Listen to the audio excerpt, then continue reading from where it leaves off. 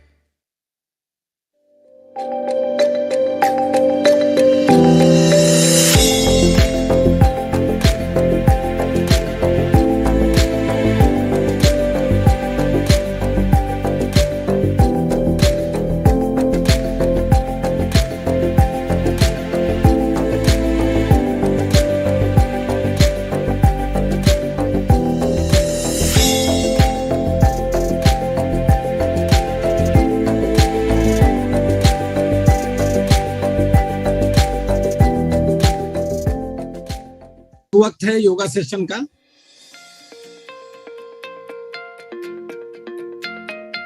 और आज का विषय है योगा फॉर गुड स्लीप। आज हम बात करने वाले हैं नींद के बारे में। ओके, कुछ लोग होते हैं जिन्हें बहुत ही नींद आती है, उन्हें तो बड़ी प्रॉब्लम होती है, लेकिन वैसे भी लोग हैं जिन्हें नींद नहीं आती है। आज हम उनके बारे में उनके लिए योगा सिखाएंगे। पहली बात तो ये है कि अगर आपको रात को नींद नहीं आए, the next day is going to be very difficult. Okay, there are some problems if you haven't slept well. 1, irritability. 2, you're gonna have fatigue. आपको नींद आने वाली है अगले दिन. 3rd, loss of concentration. And 4th, low energy, जिसकी वजह से आपको poor work performance भी हो सकती है। तो आजकल जो काफी ट्रेंड है, जो लोग कहते हैं कि मैं तो 3 दिन नहीं सोया फिर प्रोजेक्ट सबमिट करा। I've been an architecture student और आर्किटेक्चर में लोग बिल्कुल नहीं सोते। मतलब ये गर्व की बात होती है उनके लिए कि हम सोए नहीं है रात भर और हम अगले दिन कॉलेज आए हैं, काम कर रहे हैं। It is not a good attitude at all. ये हसल एटीट्यूड जो है, इसमें आपको हेल्थ की भी के बारे में भी बहुत सोचना चाहिए और हेल्थ में नींद बहुत ही जरूरी है। ओके, योगा से पहले हम बहुत बेसिक चीज के बारे में बात करेंगे जो हमें पहले से ही पता है लेकिन हम काफी बार फॉलो नहीं करते। पहली बात तो ये कि आप सोने के लिए एक ही वक्त पे जाए और उठे एक ही वक्त पे। आपको लाइफ में डिसिप्लिन बहुत ही इंपॉर्टेंट है। सेकंड, जब आप सोए एक अंधेरे रूम में सोए, ओके, खुले मतलब लाइट है, बहुत उजाला है, ऐसी जगह पे ना सोए ऑब्वियसली। तीन, ये बात है कि आपको सोने से पहले, जो बहुत ही डिफिकल्ट है, लेकिन सोने से पहले आपको 1 घंटा गैजेट्स नहीं यूज करने हैं। ओके, टीवी नहीं देखना है, फोन नहीं देखना है। अगर आप अंधेरे रूम में हैं और फिर भी आप फोन देख रहे हो, then your brain is thinking that it's daytime, क्योंकि आपके फोन से उतनी रोशनी आ रही है। So you're not supposed to use gadgets. You have to shut down your body one senses after the other, and then you have to fall asleep. और ये भी important है कि आपके लिए सोने की एक जगह हो। ओके, अगर आप एक ही कमरे में भी रह रहे हो, you should always have कि उस कोने में मैं खाना खाता हूँ, इस कोने में यहाँ पे पढ़ाई होती है टेबल पे, इस जगह पे जहाँ पे बेड है वहां पे मैं सोती हूँ। Okay, that is why they say where you should not eat, play, work on your bed, क्योंकि you have spatial memory आपके दिमाग में। तो जब आप आते हो, अगर आप बेड के पास जा रहे हो, आपको सिर्फ नींद ये याद रहनी चाहिए क्या। that is why it's very important। बहुत ही छोटी चीज है लेकिन हम कई बार नहीं करते हैं। Now after this, हमेशा की तरह हम योगा का एक सीक्वेंस सीखेंगे। ये सारे ऑप्शंस है। ओके, आपको चूज करना है। ऑप्शंस हो सकते हैं हजारों। ओके, कितने सारी चीजें आप कर सकते हैं नींद आने के लिए। What is important is you have to believe कि जब मैं आपको अब ऑप्शंस बताऊंगी, आप ये करिए सोने के लिए, वो करिए सोने के लिए, अगर आप बिलीव करते हैं उसमें तो फिर आपको नींद आएगी। बहुत इंपॉर्टेंट है कि आप सोचिए कि मुझे नींद आनी है, मुझे नींद आनी चाहिए, मुझे सोना है। काफी लोग नींद सोने जाते हैं और वो सोचते हैं नहीं, नींद नहीं आएगी, नींद नहीं आती है मुझे। अब नेगेटिव सोचेंगे तो कैसे नींद आएगी आपको। सो इट्स वेरी इंपॉर्टेंट, आप सोचिए कि आपको नींद आने वाली है और इन ऑप्शंस में आप सोचिए कि आपको कौन सा ऑप्शन देख के लगता है कि हाँ ये करूंगा तो मुझे नींद आएगी। Yeah. So first we'll go through a sequence of asanas. आसना के लिए ये इम्पोर्टेंट है कि आप 1-2 घंटे पहले ही खाना खाएं। तो अगर आप 8 बजे तक आप खाना खत्म कर रहे हो तो आप 10 बजे सोने जा सकते हो या फिर ये आसना करके सोने जा सकते हो। ये एक सीक्वेंस है तो 1-2 करिए। पॉइंट है कि आपको आराम से सिर्फ थोड़ा सा स्ट्रेच करना है। So you will sit on the bed. पहले से शुरू करिए, एक साइड स्ट्रेच। आप चाहे तो आंखें बंद रख सकते हैं ना, और वेरी लाइटली, ओके, जितना हो सके उतना स्ट्रेच करिए। शायद साइड में 2 बार कर सकते हैं आप। ये होने के बाद खुद के अब अपने ही हाथ से थोड़ा सा मसाज करिए। ये आसना बहुत अच्छा होगा अगर आप ऐसी लाइफस्टाइल जीते हैं जहाँ पे आपको, शायद आपने सवेरे योगा करा हुआ है लेकिन दिन भर आप सिर्फ बैठे हुए हैं लैपटॉप के सामने, कंप्यूटर के सामने। तो श्योर इन एक्सरसाइजेस से आप थोड़ा सा फ्री महसूस करेंगे। You will stretch a little and then can fall asleep। ये होने के बाद नेक्स्ट अपने पैरों का डायमंड बनाइए। फिर सेम वे अपने फीट को मसाज करिए, थोड़ा पैरों को मसाज करिए। और ये नहीं कि आप किसी और को बुलाओगे और फिर मसाज कराओगे। No, you have to do this on your own. आप खुद से करिए। आप चाहे तो थोड़ी और देर कर सकते हैं, मैं मतलब दिखाने के लिए फटाफट कर रही हूँ। You have to keep your eyes closed. आपका रूम भी बंद होगा। नेक्स्ट आप एक पिलो रख सकते हैं या फिर कोई थोड़ा सा बड़ा ब्लैंकेट ले सकते हैं। Then you bend down. एक तरफ देखिए, फिर दूसरी तरफ। Then you can get up. Okay, ये थोड़ी देर बेंड होके रहना है आपको, थोड़ी देर, ताकि आपको फील हो। नेक्स्ट, इतना फटाफट नहीं करना है। Okay, this is only because I am showing. Next आप वज्रासन में आइए और फिर चाइल्ड पोज में आ सकते हैं। एक तरफ देखिए और फिर दूसरी तरफ। नेक्स्ट, अपने पैर थोड़े साइड में लाइए and then you have to sit नीचे पैरों के ऊपर। फिर से पास में लाइए, look to one side and then to the other. सो जाइए और फिर आपको कुछ बैक स्ट्रेचेस करने हैं, तो इसलिए आप पैरों को मोड़िए, अपने पास लाइए, फिर रुकिए थोड़ी देर। नेक्स्ट, राइट लेग को लीजिए, एक 4 बनाइए यहाँ पे। ओके, फिर अपने हाथ दूसरे पैर के नीचे और फिर पास। You'll feel a stretch on your hip on the lower side. फिर इसी पैर को नीचे लाइए, दूसरे पैर को जमीन पे फ्लैट और रहिए थोड़ी देर। सेम चीज आप दूसरी साइड करेंगे। पहले लेग्स को बेंड करिए, अपने चेस्ट के पास लाइए, दूसरा 4 बनाइए अपने पैरों से, 4 लेग वो नंबर, और फिर दूसरे पैर को अपने पास लाइए। Then you move this leg down on the floor. इसको जमीन पे रखिए, एक पैर ऊपर आसमान की तरफ। Keep your hands on your stomach and lie down. और फिर ये सारे होने के बाद आप अपने बॉडी को फुल्ली स्ट्रेच करिए, अपने पैर के बीच में थोड़ा डिस्टेंस, हाथ थोड़े से दूर, एकदम फ्लैट सोना है आपको। सारी एडजस्टमेंट करिए क्योंकि थोड़ी देर के बाद आपको हिलना नहीं है।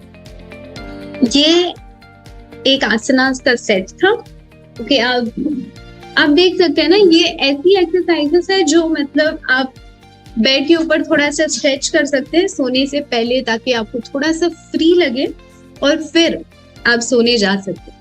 एक और सवाल मन में उठता है कि जिनको नींद ना आने की बीमारी है, इंसोम्निया है, और जो क्रोनिक इंसोम्निया से पीड़ित हैं, क्या आपने जो योगासन बताए हैं उससे वो क्योर हो सकते हैं?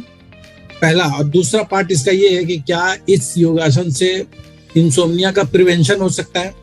एक तो प्रिवेंशन का पार्ट, दूसरा क्योर का पार्ट। ओके, सो कभी भी योगा में ये नहीं होगा कि हम बताएंगे कि आप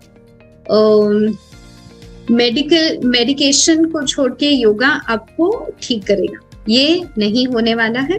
okay, yoga is not a substitute to any sort of medication. अगर आपको इंसोम्निया है और अगर आप डॉक्टर के पास गए हैं, आपको बताया गया है कि कुछ कुछ करिए, if you given a timetable, you have to follow it. Okay, yoga एक एड ऑन है जो आपको मदद कर सकता है। ओके, आपको आप मेडिकेशन ले रहे हैं शायद इसके लिए, फिर आप अगर योगा शुरू करें उसके साथ, फिर आप 1 महीने के बाद डॉक्टर के पास फिर से जाइए, आप बताइए कि मैंने ये योगासना शुरू करे हैं, I think it is helping me, तो शायद डॉक्टर आपका मेडिकेशन कुछ कम कर दे। लेकिन योगा का ये एक है कि आपको बहुत वक्त देना चाहिए। ओके, आप कुछ हफ्तों में ठीक नहीं होने वाले हैं, कुछ महीने लगते हैं, कुछ साल लगते हैं। So it is not a substitute to any sort of medication. Prevention की बात करें तो if you are a regular yogic follower, कि आप ठीक से अगर योगा कर रहे हैं तो आपकी बहुत सारी डिसीजेस आप प्रिवेंट कर सकते हैं। लेकिन ये गारंटी मैं नहीं दे सकती कि आप ये एक्सरसाइजेस करिए फिर आपको इंसोम्निया नहीं होगा, ये नहीं कह सकती। तो जिनको रात में नींद पूरी नहीं होती है और वो जो दिन में उसकी वजह से अपसेट रहते हैं, उनके लिए योग निद्रा ठीक है क्या? हाँ, जरूर। हाँ, और अगर आपको पिछले दिन ठीक से नींद नहीं आई है और मतलब आपका अगला दिन बहुत इंपॉर्टेंट है, तो आप 15 मिनट्स का योगा निद्रा कर लीजिए वक्त निकाल के। It will give you the benefits of 2-3 घंटे की अच्छी नींद। या तो योगा निद्रा डेफिनेटली। एक बात और कही जाती है, पता नहीं ये मिथ है या इसमें सच्चाई है, कि जो शवासन है, लोग शवासन करते हैं, उससे भी नींद ना आने की प्रॉब्लम जो है वो ठीक होती है। सच है क्या ये? देखो, आप शवासन करने के बाद आप बहुत काम हो जाएंगे। आप ऐसी मनस्थिति में होंगे कि आप एक तो फटाफट उठ के काम के लिए जा सकते हो सवेरे जब हम शवासन करते हैं, या फिर आप ऐसी मनस्थिति में आप अपने आप को ला सकते हैं कि हमें अब सोना है। शवासन विल हेल्प यू, लेकिन जैसे आपने कहा कि शवासन से नींद आएगी ही और इंसोम्निया नहीं होगा, ऐसे नहीं कह सकते।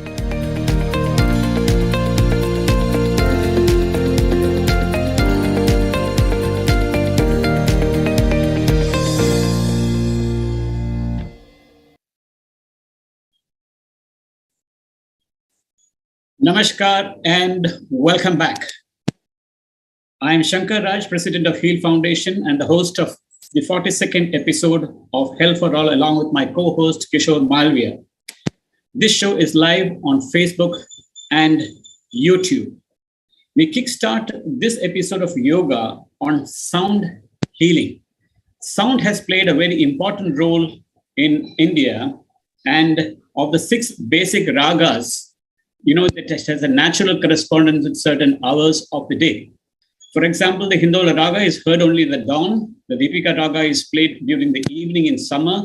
The Megh raga is a melody of midday in rainy season. The Bhairava raga is played in mornings of August, September. And the Sri raga is reserved for autumn to lights to attain pure love.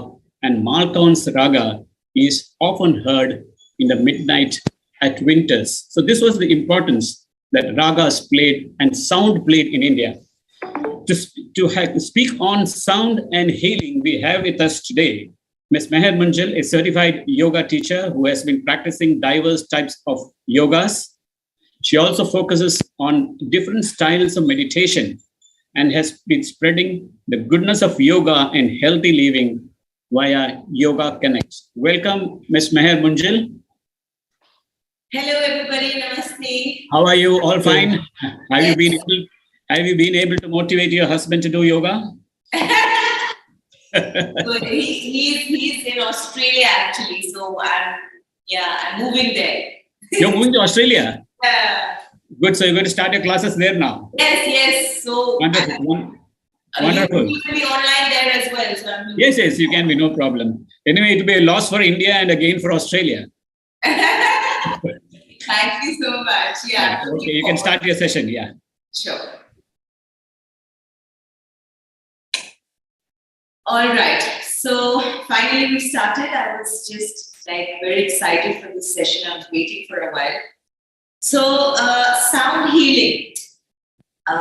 Like Sir had said, of course, we have ragas in the Indian classical music like that. We have ragas in our body, right? So we have 7 energy centers in our body, and each energy center has a different meaning, has a different vibration, has a different energy. So sometimes what happens, like before this session, we saw the video on sleep. So sometimes what happens if an energy center is imbalanced, it can cause the imbalance in the entire body. Like our body is our universe. ठीक है, हमारा body हमारा temple है, हमारा खुद का universe है। तो अगर उसमें एक एनर्जी सेंटर, जिस एनर्जी सेंटर को मैं रेफर करती हूँ उसका नाम होता है चक्रा। ठीक है, हमारे बॉडी में 7 to 8 चक्रास होते हैं, राइट? तो अगर उसमें से एक चक्रा इम्बैलेंस्ड है या क्लोज्ड है या उसमें प्रॉब्लम आ जाती है, फिर पूरा जो एनर्जी सेंटर है, पूरा जो बॉडी है वो डिसबैलेंस्ड हो जाती है। तो हम जो साउंड हीलिंग करते आते हैं, देखिए मैं आपको एक्सप्लेन करूंगी कि ये बोल्स के एग्जैक्टली क्या मीनिंग है। सो each bowl has a different vibration and each bowl connects to a different chakra in your body. ठीक है?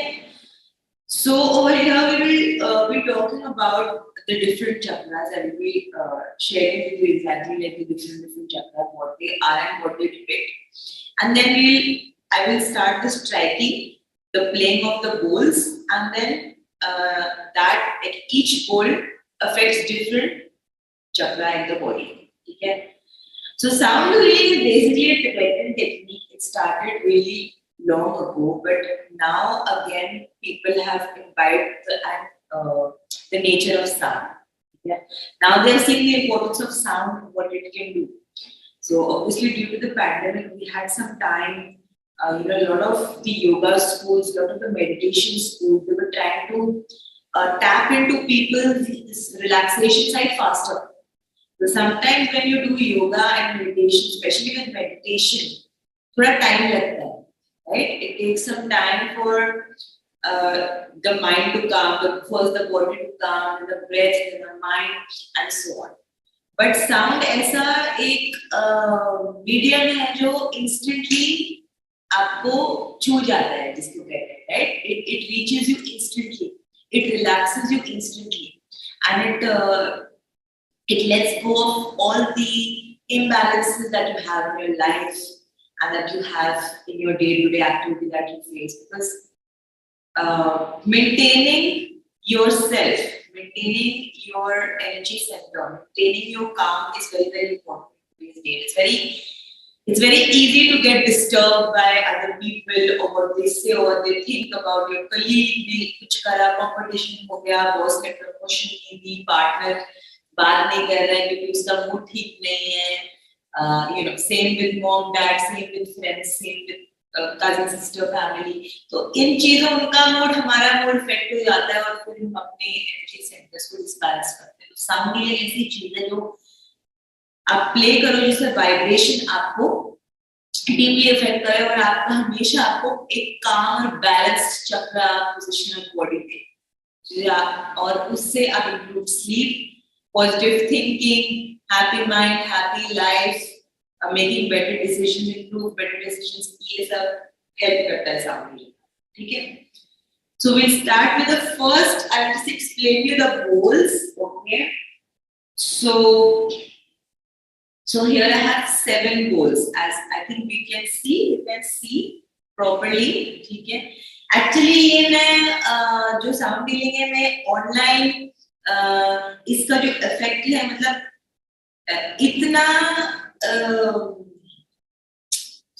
इतना ज्यादा इफेक्ट नहीं होता जितना आप स्टूडियो, मतलब मेरे स्टूडियो में आकर अगर आप सेशन लेना चाहे तो please do contact me yogaconnect.org। आप वेबसाइट चेक कर सकते हो, उसमें सारा डिटेल्स है। Obviously online I am going to try to give you that healing, but जितना फिजिकल healing में आता है वो उतना ऑनलाइन में नहीं आ पाता। So I'm just stating that before, right? When you are here present with the bowls, with the sound, in the physical world, obviously it will affect you more. The vibrations, the energy will reach you more. But online we will try our best today. Okay? So I will start explaining you from this. So I have placed the small bowls as you can see behind, and then I'm coming to the big bowls like this. जैसे हमारे 7 सुर होते हैं वैसे ही सारे gamma, तो वैसे ही ये 7 balls, everything 7, right? 7 energy center, 7 chakra, 7 raga, 7 sur. Okay, so now you have your belly. This bowl, this small bowl right here, this is the crown chakra. So crown chakra मतलब जो हमारे head के ऊपर वाला hello चक्रा होता है, this is the energy center. And this stands for your bliss, joy and ecstasy. जब आप बहुत ज़्यादा खुश होते हो, so everybody let's imagine कि हम सबसे आपका जिंदगी का अभी तक बेस्ट मोमेंट, ठीक है, तो हम आइज क्लोज करके इमेजिन करेंगे कि हमारा सबसे लाइफ का बेस्ट मोमेंट जिसमें हमें कुछ ग्रीड नहीं, कुछ लेन देन नहीं, बस हम deeply happy. Okay.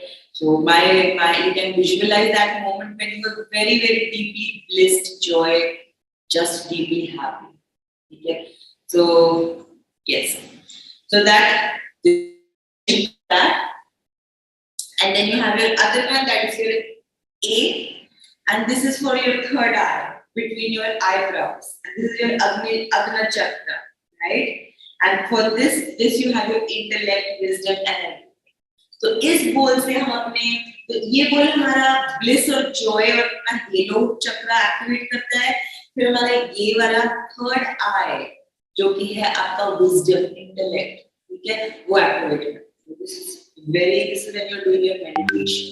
Sometimes you get visions of wisdom and all of that. So you activate like this. Okay? Then you have your G, that is your throat. That is very important. Okay? Your throat chakra. That is for your throat. Your communication, your emotions. Okay? Expressions. So this is very important because आजकल लोगों का जो emotional चक्र है वो काफी disbalanced हो रहा है. क्यों डिसबैलेंस्ड हो रहा है? डिफरेंट रीजंस के लिए जो मैंने पहले स्टेट करा. ठीक है, किसी और का मूड खराब है तो हमारा इमोशन खराब हो जाए, किसी ने आपसे बुरी बात करी तो हमारा इमोशन खराब हो. This is actually one of the very important goals. Okay, because this will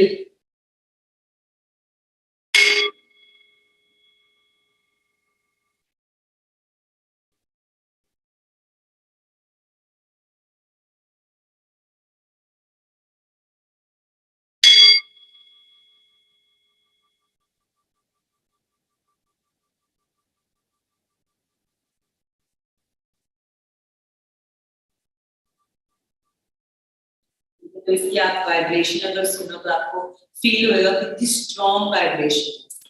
ठीक है, instantly it will reach a sense of calmness because it's directly working on your emotions. ठीक है. Then you have your F, that is your heart. This is the heart goal. Okay, so heart we all know. तो हम सब अपने heart पे एक बार हाथ रखेंगे लेफ्ट वाला. तो इसमें आपका है love, hatred, shy, close, jealousy. Everything. हमारे हार्ट में सब कुछ. इसकी वाइब्रेशन ये वाली चेक करें. So अपने आईज क्लोज्ड करके अगर आप कोई भी डिवाइस में सुन रहे हैं तो प्लीज ईयरफोन्स लगा लीजिए या बहुत ज्यादा come very close to the device to listen properly. ठीक है, so we play the heart chakra.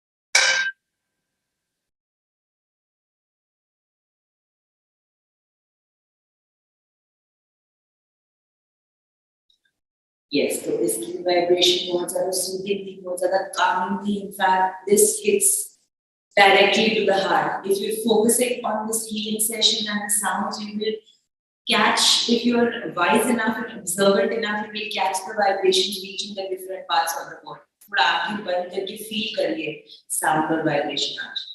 And then you have your E. Sorry. You have your E, that is here in your belly button, your stomach.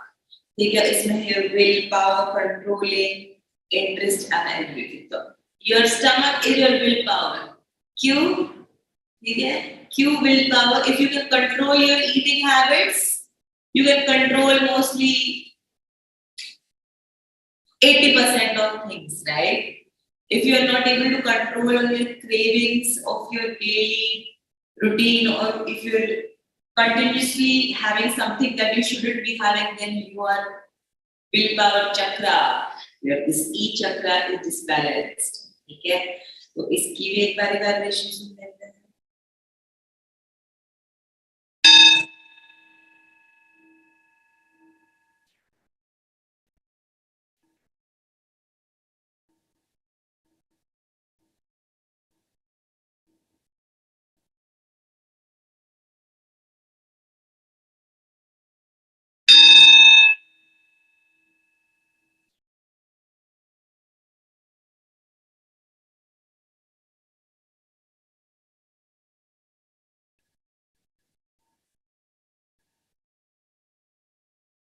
Yes, this vibration.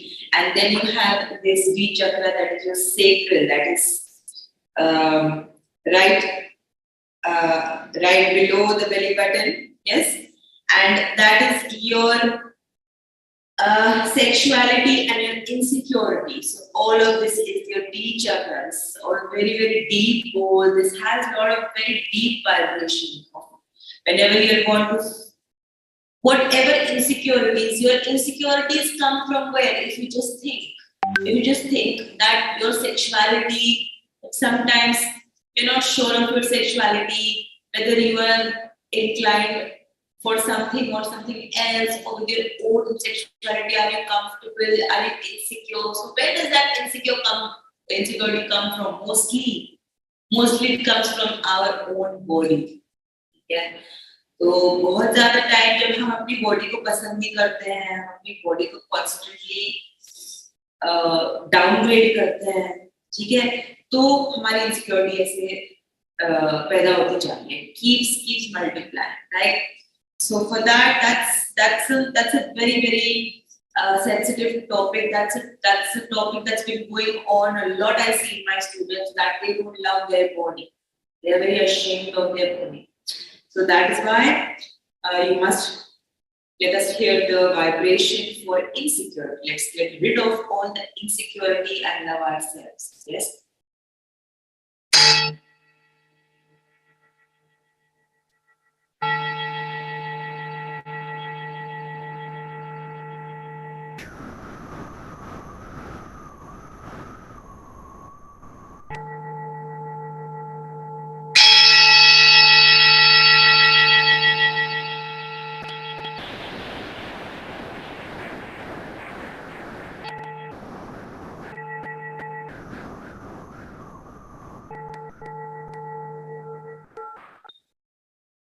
अगर आपने फिर से सुना होगा, इसकी vibration बहुत ज़्यादा डीप है.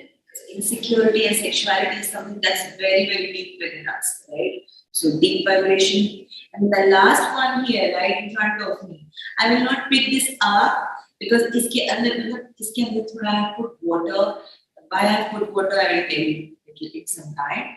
I'll just play like here. This is the biggest hole.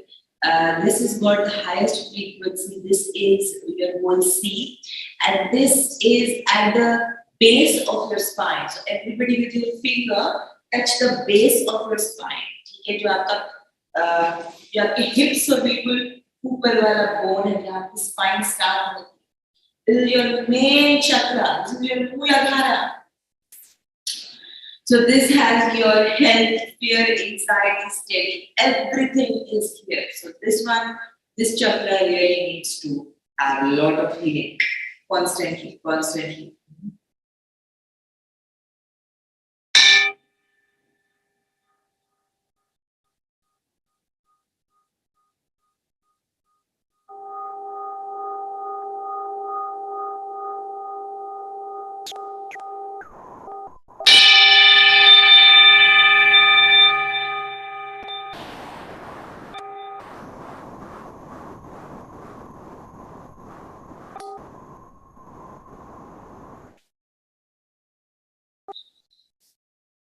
तो अब हम जो मैंने सारे एक्सप्लेन कर दिया है, बिल्कुल रिलैक्स करेंगे. अगर आप खड़े हुए हैं, सॉरी, अगर आप बैठे हुए हैं तो बिल्कुल अपना स्पाइन डायरेक्ट करके अपने सुखासन में, क्रॉस लेग पोजीशन में या पद्मासन में, लोटस पोज, जैसे भी आप कंफर्टेबल है, आप एक मेडिटेटिव पोज में आ जाइए. अगर आपको लेटना है तो सब आसन में लेट जाइए. That is your hands and legs. Keep it apart, your eyes closed, your body relaxed. We close our eyes now, take one deep breath in here and say that try to listen to all the sounds nicely and clearly.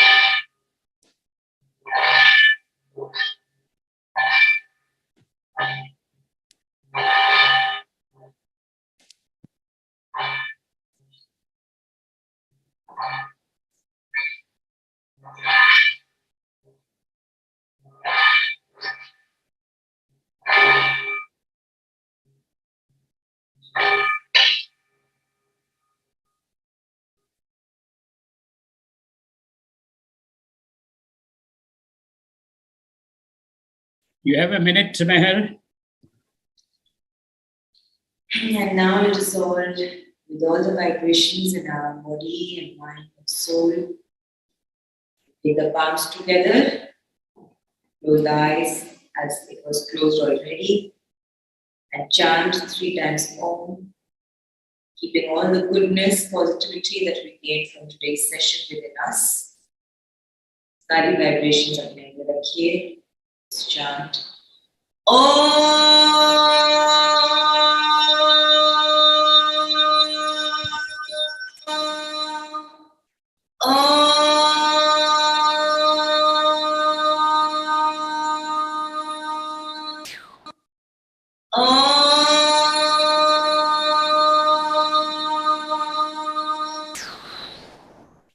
Shanti, Shanti, Shanti, Shanti. Rub the palms together. Take the palms to your eyes. Slowly open your eyes and your palm. धीरे से आँखें खोलिए. Take your palms to your eyes and just stop the body. And thank you so much. And Om Namah Shivaya. Namaste. Namaskar, Namaskar. Thank you very much, Meher. Thank you. It was a wonderful session. I have just one brief question. We have run out of time, but in your practice with your clients, do you use sound healing for healing the mind or the body? So the mind and body are connected. Like I said, we have the chakras, right? So all the chakras, as I explained at the start of the session, are situated in different parts of the body. So we have the mind chakra, we have the heart chakra, the throat chakra, like that. So sound healing is an overall holistic healing that improves just to be more positive, sleep better, be more calm in general. So yes. So it calms your mind more than... Yes, for sure. And what is the importance of Om? Because it's supposed to be the primal sound and the vibratory word. So is it also... does it have a healing property? Om is a chant like we always do, right? It has the most effective vibrational frequency. So it's like the epitome of sound, right? It starts with Om. So this is the Om vibration is the frequency that will hit you and connect with you the most. That is why we use it for every chant. Yes, that's why Om is often called the primal sound, the first sound, and also the vibratory word, because from there, everything, the life starts. Thank you very much, Meher. I think it was wonderful. When are you going to Australia? When I get my visa, I will go, but I will always be with you. Definitely, of course. Any part of the world, you'll always be there with us. Yes. Thank you very much for this wonderful session. I think it was very healing, and the sound of healing was very good. Thank you very much. Thank you so much. Thank you. Namaskar. Namaskar. Welcome back. And from yoga, we move on to an entire different world, a world of the future. In this segment called Health Technovation, we present glimpses of the future of medicine where artificial intelligence, machine learning, algorithms, etc. are rewriting the rule books of medicine. Not exactly rewriting, but aiding the rules of medicine by looking at diagnosis in a different way. Now, over to the segment called Health Technovation.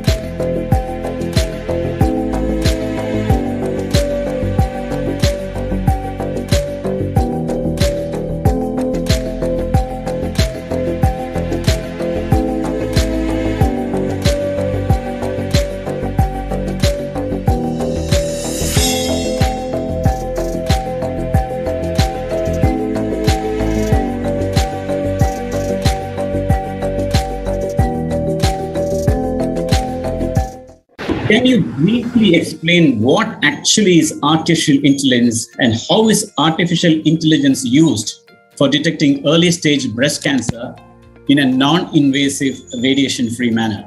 So what artificial intelligence is, the field of science, computer science, where using mathematics to model this function of learning patterns, right? So that's roughly how we would say. And also AI is now changing the way things are done in almost all fields. And we are here to talk about how healthcare is being modified.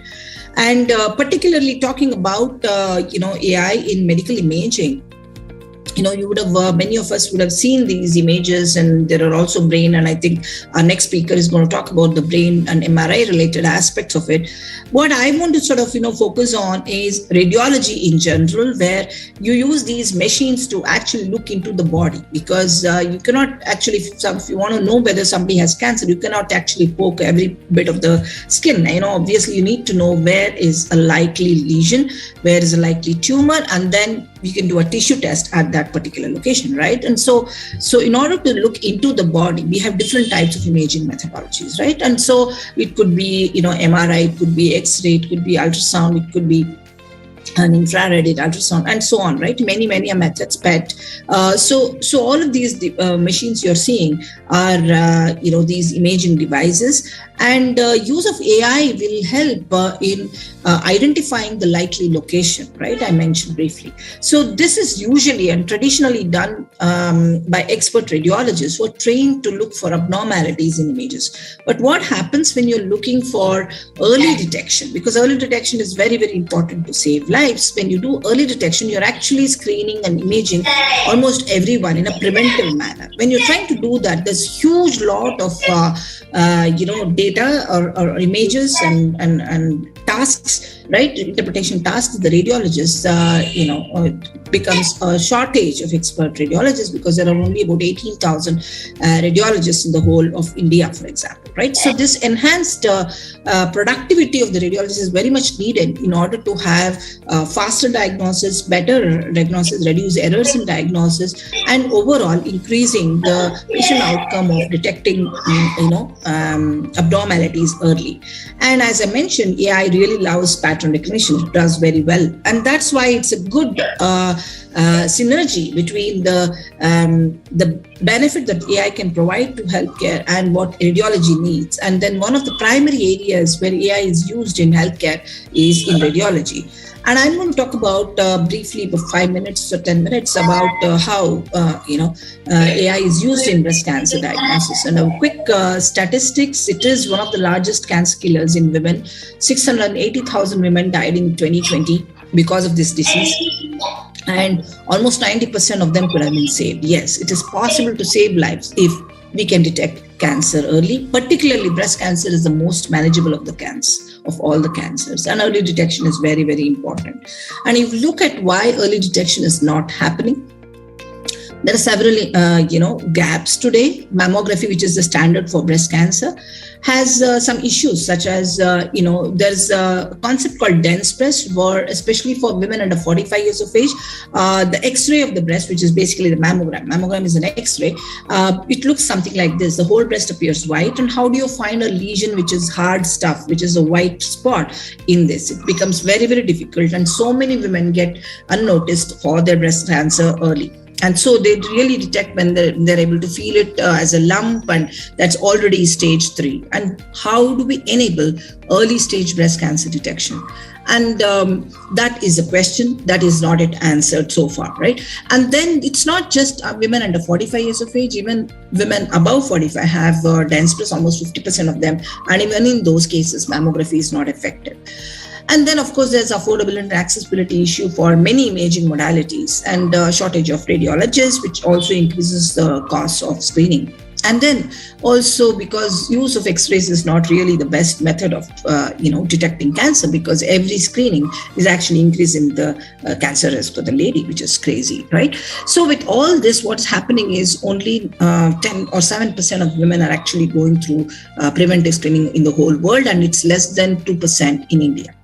So how do we change this? And that's where, we as AI experts, we wanted to see whether we can make a difference, right? And then we looked at mammography. Of course, there are several works on use of AI on mammography to improve or make it faster for analysis. But the concept and the issue of dense breast still remains. Irrespective of how much of AI you do, it's always looking at X-rays of dense breast. So we came up with a new method called thermalytics, where we just measure the temperature variations on the chest. We create a thermal image, which is basically a map of the temperature of the different tissues. And so you get an image of like this, where every picture, every dot is signifying the temperature.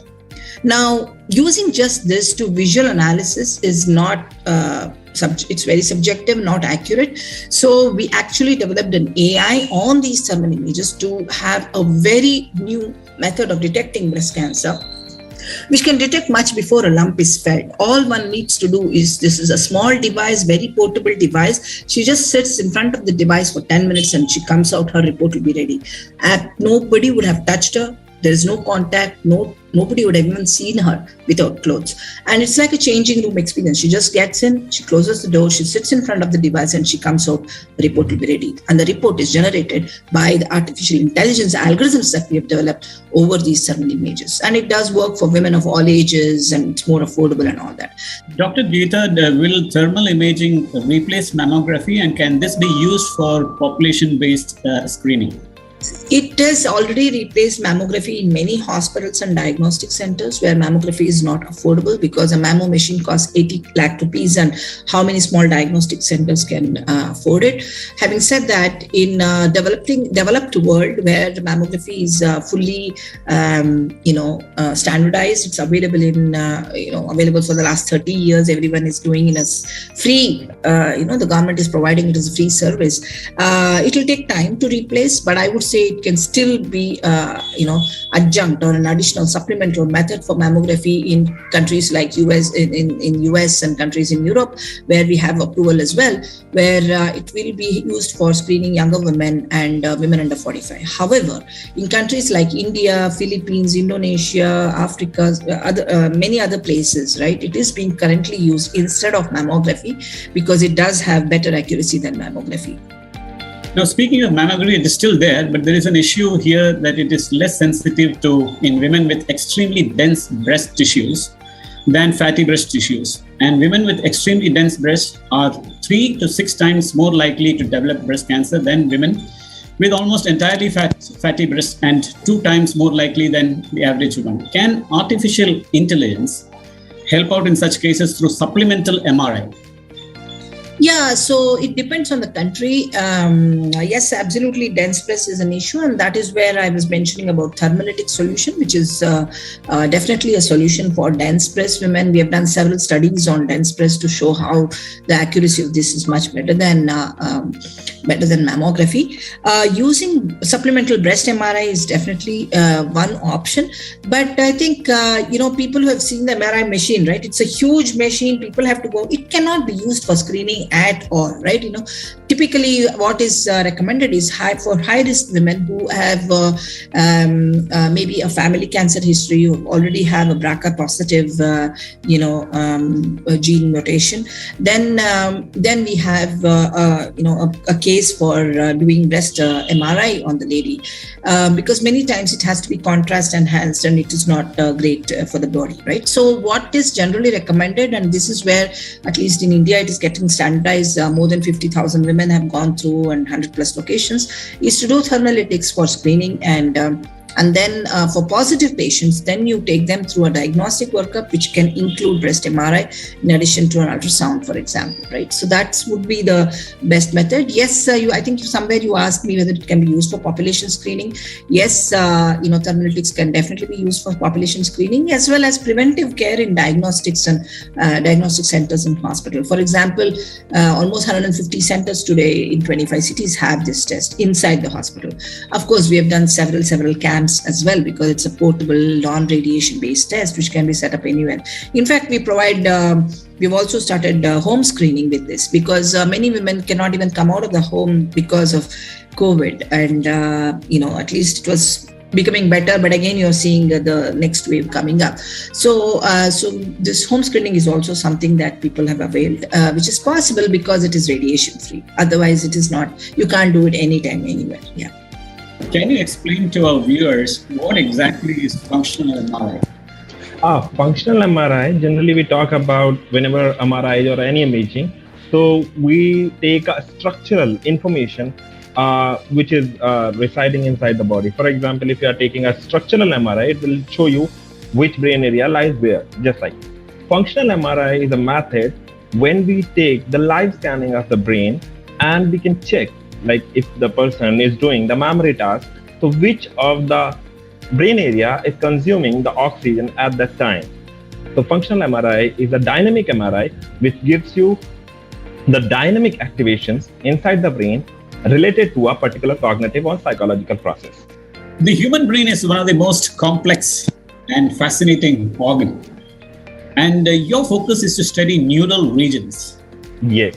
Can a combination probably of, since you are doing this, can a combination of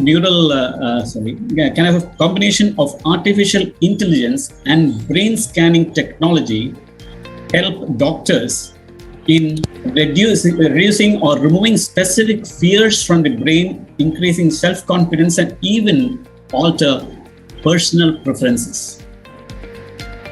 Personal preferences, yes, actually. So whenever we are doing the fMRI and we can apply the artificial intelligence over a particular set of people, we can get the neural regions related to that particular cognitive process. So depending on the brain regions we are getting, we can give the certain practices which can alter the idea behind the particular cognitive process, which is you are talking about the personal preferences. Yes, we can do that. Yeah, you were speaking about, fMRI can measure the brain activity by detecting changes associated with oxygen levels and blood flow. Yeah. And this is used to predict types of brain disorders. Yes, it is used, and it is vastly used all over the world these days. And the people also using artificial intelligence to develop the early detection of neurological or psychological disorders. But for example, if you are talking about Alzheimer's or Parkinson's, so we can get the details whether the hippocampus or the frontal cortex is normally responding in a particular memory task or not. So we are also in a stage to develop the cognitive biomarker for these serious diseases. If you talk about the Alzheimer's, there are memory and perception tasks. So there are perception processes. For example, if I talk about my work, so I am working on the feature winding, which is validated in Europe to be considered as the cognitive biomarker of Alzheimer's. So if we can detect the deterioration in feature binding at an early stage, so we can predict whether the person is going to be have Alzheimer's in the later stage or not. So yeah, we can detect that. How early can you predict? How at the adult age, yeah, before the mild cognitive impairment. How can large pharma companies do in digital transformation, and what are the technologies that would play a key role in this field? Today, I feel like from last 2-3 years, we've been debating on this matter. All pharma companies now should behave like a healthcare company. They should not be only producing pills, injections. They should start behaving as a comprehensive healthcare company. They should start looking into integrated disease management, where whatever disease area we all pharma companies are working. For example, for us, infectious disease is a key priority. In infectious disease, whatever it takes to manage the whole disease, whole patient journey, I think we wanted to get involved. This is one reason and one expectation we have with pharma industry now going forward. Like for us, we have moved forward in this space. What we have done is to manage infectious disease, not only private health, but also the public health. What we have done is we have started exploring areas like using AI for disease identification, using telemedicine and e-health for providing the best possible services at bottom of pyramid. And all this can be done in future, which we haven't explored yet, is by using wearable devices. Right now in private market, you, me, and a lot of people we have started using wearable devices. So this will become a key measurable point, maybe in future in public health. So this is one space where we have gone in depth and started working so that we can provide a lot of better solutions to the patients. What is the role of AI in pulmonary health, number one? And number two, you have been using AI in detecting issues in lungs. Can you explain your work? So first, what is the role of AI in pulmonary health? Sir, AI is the wonderful work in diagnosis of the pulmonary tuberculosis because of very few pulmonary specialists and radiologists in our district Baran, so that in any type of X-ray is doing at our district hospital regarding to MLC purpose, regarding to physician purpose, regarding to surgical purpose. When the X-ray is done at the our lab X-ray department, AI suspected this patient may be tubercular or not. Near about 4,000 X-ray done at our district hospital. Out of that, only 900 X-ray patient is follow for the sputum and CB0, and near about 40% found positive. So that due to deficiency of the pulmonary physicians and radiologists, this is the wonderful work in tribal belt, because we have no experienced person, no specialist person in field. And how early has AI detected, say, issues like lesions in the lungs or tuberculosis? Is it earlier? It is earlier, sir, because when a patient come to physician, pulmonary physician or chest physician in any problem regarding to TB, first of all, we doing the X-ray, then sputum examination. Next on, we also call for confirmation. So that takes about 4 to 5 days. That's why in the AI first day, we can detect or suspect that this patient is pulmonary tuberculosis or not. So there is the reducing the time 4 to 5 days to 1 to 2 days. So what is the accuracy? Is it better than what radiologists try to find, or is it same or much better? We analysis the data of the Baran district. Because of we are lacking AI detect more about 4,000 persons, but we confirm only for 97. There is the lacking in the follow-up at our site, so that we can conclude the data. What is the specificity and what is the sensitivity of the AI? If we calculate all the data 4,000, then we can clearly say that the AI is better or that's radiology is better. Now you said that you extensively use this in Baran district and in tribal belts. Now one of the biggest problems that we had during COVID was that you didn't have enough radiologists, enough doctors to detection, and also coronavirus affected the lungs first. So did you use this during the COVID period to detect early onset of the virus? Yes, sir. We continuously use during COVID, and we detect mostly patient from AI. So there is a big use that has been done during COVID. Yes, sir. And we need more extensive role. We also want to the AI installation in our tribal belt, Sabad, Kishanganj blocks. So in rural area, because there is the prevalence of the tuberculosis more than other blocks. 2 blocks we are Seria community tribal belt. There is lack of the socio-economic, poor condition of socio-economic, lack of health hygiene. There is a many patient. So we need that 2 blocks also. So do you use AI only for the lungs, or do you use AI for detecting other areas, diseases also? Especially you have tumors and other things, and also is it only used for lungs right now? Sir, we only use for lungs. Mr. Naresh, we are actually in the threshold of a big revolution so far as the AI machine learning is concerned.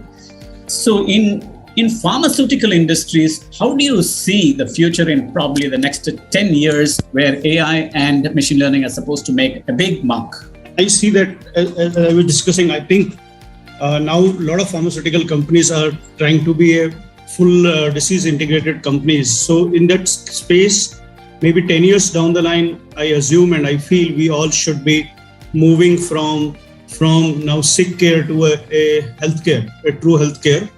So in this case, I think preventive space will take up lot of preventive care will take up a lot of space, and this will become so important. Today, if you see our Prime Minister who is driving from last 5 years, there should be a big space given to preventive care. So we all are moving to the direction. I think COVID has given a lot of learnings. Now I was attending your program where I see that a pharmaceutical company is running a large show from so many months for preventive care. So we want people to take up these steps. So we see that future is going to the direction, and the way vaccination invention is happening, the way I assume whatever, there will not be only this pandemic, there will be a lot more coming in the future. I think the way drug development is happening, AI and machine learning is going to play a big role there.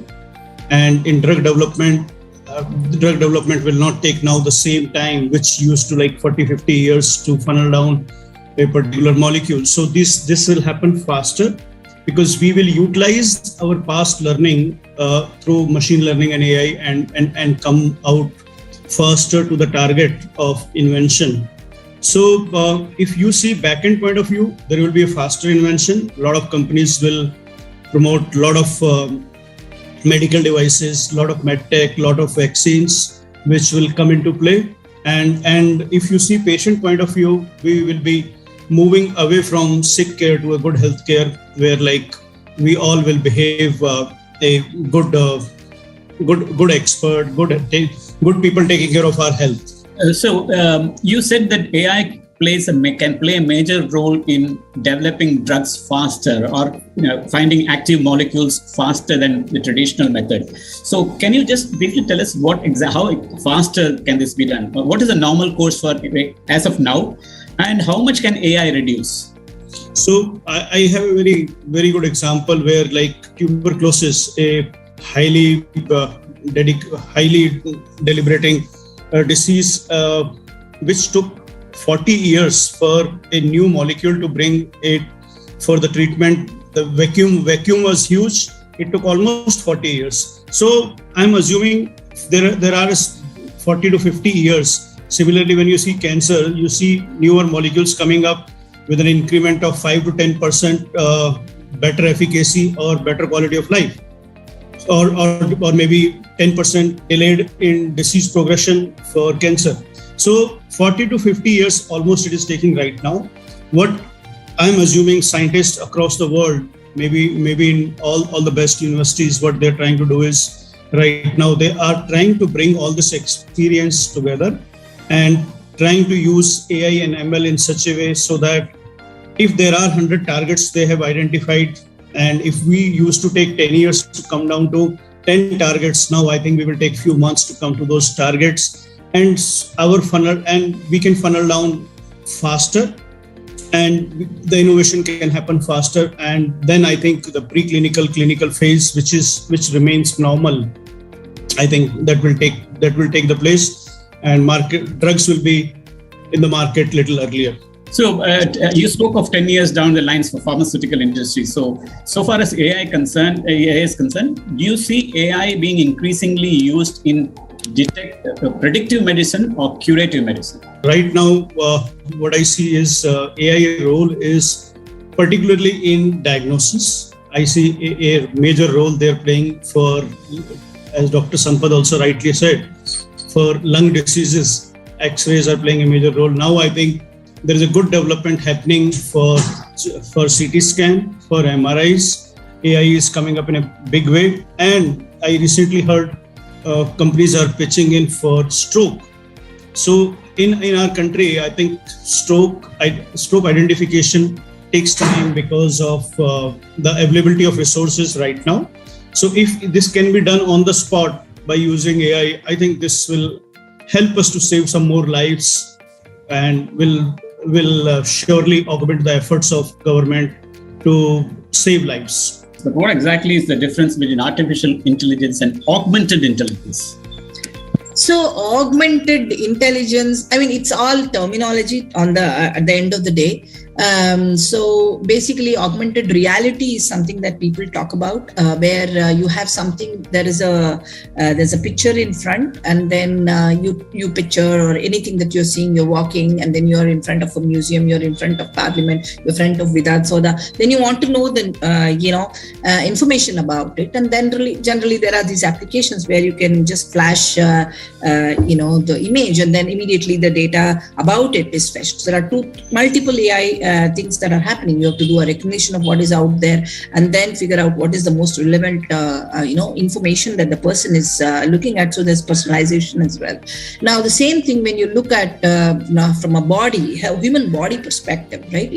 So trying to bring in the required information for the doctor, augmenting the intelligence of the doctor by bringing in information maybe from research sources, from patient history, medical records, and then augmenting the current knowledge based on the current image through sufficient accurate information which is relevant to the person and to the right the particular question in being discussed.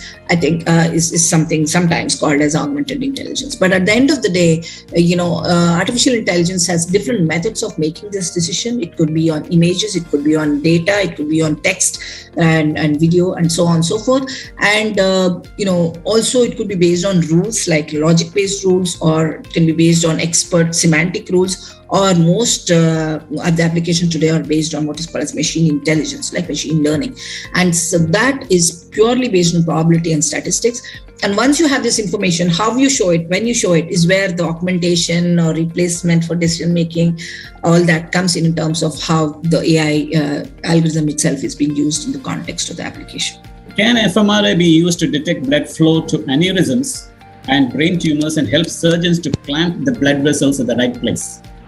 Yes, at some extent, fMRI can be helpful, but these days, according to me or according to my reach, this is not much useful in terms of detecting the blood flow in brain tumors, because brain tumors is a structural difference which we can see in the brain. So mainly for the brain tumors, we prefer the structural MRI. Although for differentiating which type of brain tumors reside in the brain, we use artificial intelligence for developing automated solutions. Yeah, the structural MRI is preferred. What is the most exciting feature that is happening in artificial intelligence in the human brain? According to me, it's explainable AI. For example, Geeta Madam very clearly said the artificial intelligence is more about decision making. So for example, if I see a particular MRI, there is a tumor or not, or is the tumor is having the malignancy or not, right? But after all, in the last, it's a machine, and there is a chances for having the error in the automated solutions. Therefore, we are developing towards the explainable AI. So whenever the machine is making a particular decisions, so we are not going to trust it or distrust it. So the thing is that explainable AI comes with a decision, also an explanation why that decision has been made at that particular data or image or text. Yeah, explainable AI is the new trend. Researchers in India have built algorithms for 14 of the most popular TB drugs, each of which works best on certain kinds of mutations. So, when a TB patient comes in, they take a DNA sequence from the patient, and the artificial intelligence system can quickly identify the particular form of bacteria and which drug will work best. Traditionally, it is often a trial and error process for the doctor in arriving at an accurate treatment. Now, your comments, and can this be applied to other areas as well, is my question. Absolutely. So use of AI for preventive care, that is, helping a radiologist or even having an automated analysis for detecting people who are susceptible to cancer for further treatment is one aspect. During the treatment, monitoring the progress of a particular treatment and how the person is improving is another one.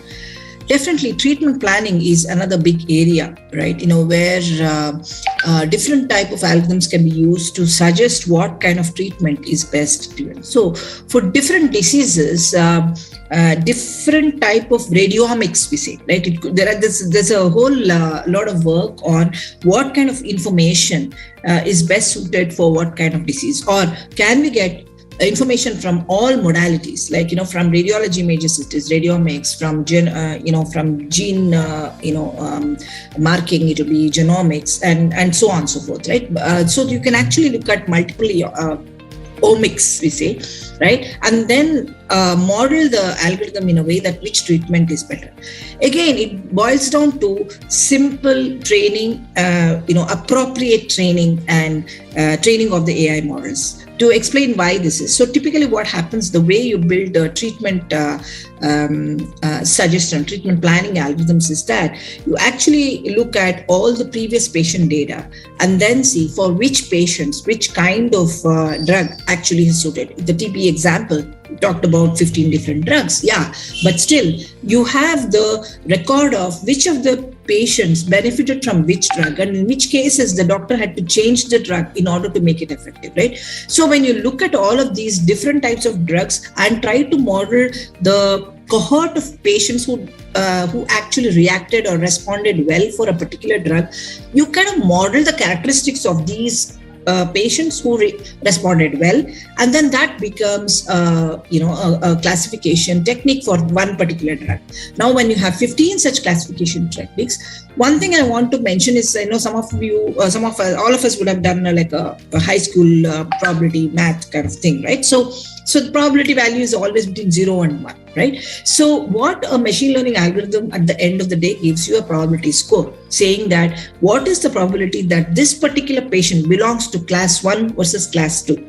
Okay, let's say class 1, right? That is is treatable with drug number 1, right? Let's say that is the class 1. So if it says probability 0.6, and for drug number 2 it is 0.7, for drug number 3 it is 0.8, then you know whichever has the higher probability of success, right? That becomes the recommended method for drug. So it's a very, very simple use of same type of AI algorithms in different scenarios. Yes, for treatment planning also, if you have enough data, historical data about patients who have used this drug and succeeded and hopefully failed as well, it will be much easier to develop it for any disease, or most diseases, I would say, as long as there is enough data for training, as well as you have an opportunity to collect the similar kind of features from the unknown sample, we say, basically. Yeah. Can this also be applied for cardiovascular, basically seeing where the calcification is, how it is developing? Can you catch heart diseases early?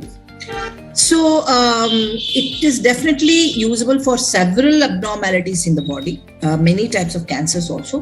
Cardiovascular, we will have to analyze, but the nodules which are appearing, even for cardiovascular diseases, there are nodules which appear, at the throat area, the chest, top of the chest, right? So those things can be detected, but we have to do more research. If there is a doctor interested in working on this, I'll be happy to collaborate on this. There is no prior work in that area. But what I should say is, if, for example, for some abnormality which is deep inside the rib cage, it may be difficult to use thermal imaging. However, if there are symptoms which are appearing closer to the chest, closer to the skin, like maybe 5 centimeters within the skin, they can be detected using thermal imaging. And just one more point, thermal imaging can also be used for detecting vascular disorders. So basically, when such a thing is happening, some other area in the blood vessel, right, is actually behaving differently. Like, for example, if there is a cancer, then some blood vessels, it's called new vasodilation and neoangiogenesis, right? So newer blood vessels are getting created, blood vessels become bigger and so on. And when you look at the symmetry of the body, right, the one side versus another side, you can actually model that also. So what I'm trying to say is, if we may not be able to detect exactly the location of the tumor in, let's say, cardiac related issues because it's too deep inside, but if there are signals in the blood vessels which are feeding to these areas, those can be picked up and then a final diagnosis can be made. And I'm happy to work with the interested parties to develop anything similar. Dr. Sampath, the Central TB Division has recently asked districts to screen 3,500 presumptive suspects for every 1 lakh population. With the goal of TB elimination by 2025, do you see an increasing role of AI in screening and detecting TB cases? Yes, sir. Many undiagnosed and unnoticed cases in the community is there. If increasing the AI at CSA and PSC level, sure, we definitely increase the notification of cases and timely we start the early treatment of that patient. So community spread of the TB control is very effective, and we achieve our target at 2025. What is now the next step that you want or your wish how AI can be used in other fields in your district?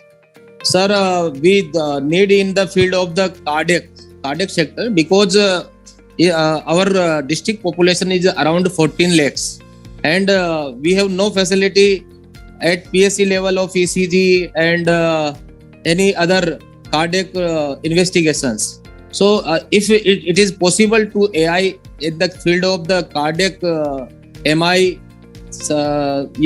brain stroke and any related to cardiac investigation, it is the wonderful role in the saving the lives of the cardiac disease. So what is the incidence of cardiac problem in Baran district? Do you have more of cardiac problems or do you have more? Near about average in district 2-3% of the cardiac problems, coronary artery disease is reported in district hospital. That is the diagnosed cases, and undiagnosed cases at the PSC CSC level we have no data for that. But in the field of the cardiac, we because we have only six physicians at our district on the population of the 14 lakhs. So that is the very big problem, and routinely we hear about 1-2 deaths of the cardiac arrest, suddenly cardiac arrest of the young people also. How do you see, what is the future of IA in Medicare? In a very simple way, I'll just take up this, Mr. Shankar. So if you remember our old days when we used to go to doctors, doctor used to see our pulse, or maybe there were doctors who used to, by seeing us, used to tell us what disease you have probably, and then I think they used to start on us on empiric treatment. But I see AI in the same synergy, where a machine is learning by practicing same situation or of a particular disease multiple times. So, for example, in this situation, when you see that machine has gone through 50 lakh X-rays, so that machine knows that if in an X-ray this particular spot is there, this is for what. So that machine has been taught in such a way, it has started predicting. So maybe in day one, it was not the same. When they would have read 10 lakh X-rays, they would have been doing mistakes. They would have been doing 30% accuracy, 40% accuracy. Now, after reading so much X-rays, they have reached to a level of 95% accuracy, which normally we don't see with the humankind. So if you ask me, I overall see a very, very good scope of AI helping us, helping humankind to predict things better, to move things faster. And overall, if you imagine, there are thousands of road accidents which happens across the world, and if we can identify stroke on the spot and start the treatment early, I think we can save a lot of lives. So I see a lot of scope of AI in healthcare delivery system, healthcare innovation, pharmaceutical innovation. I see a lot of scope going forward.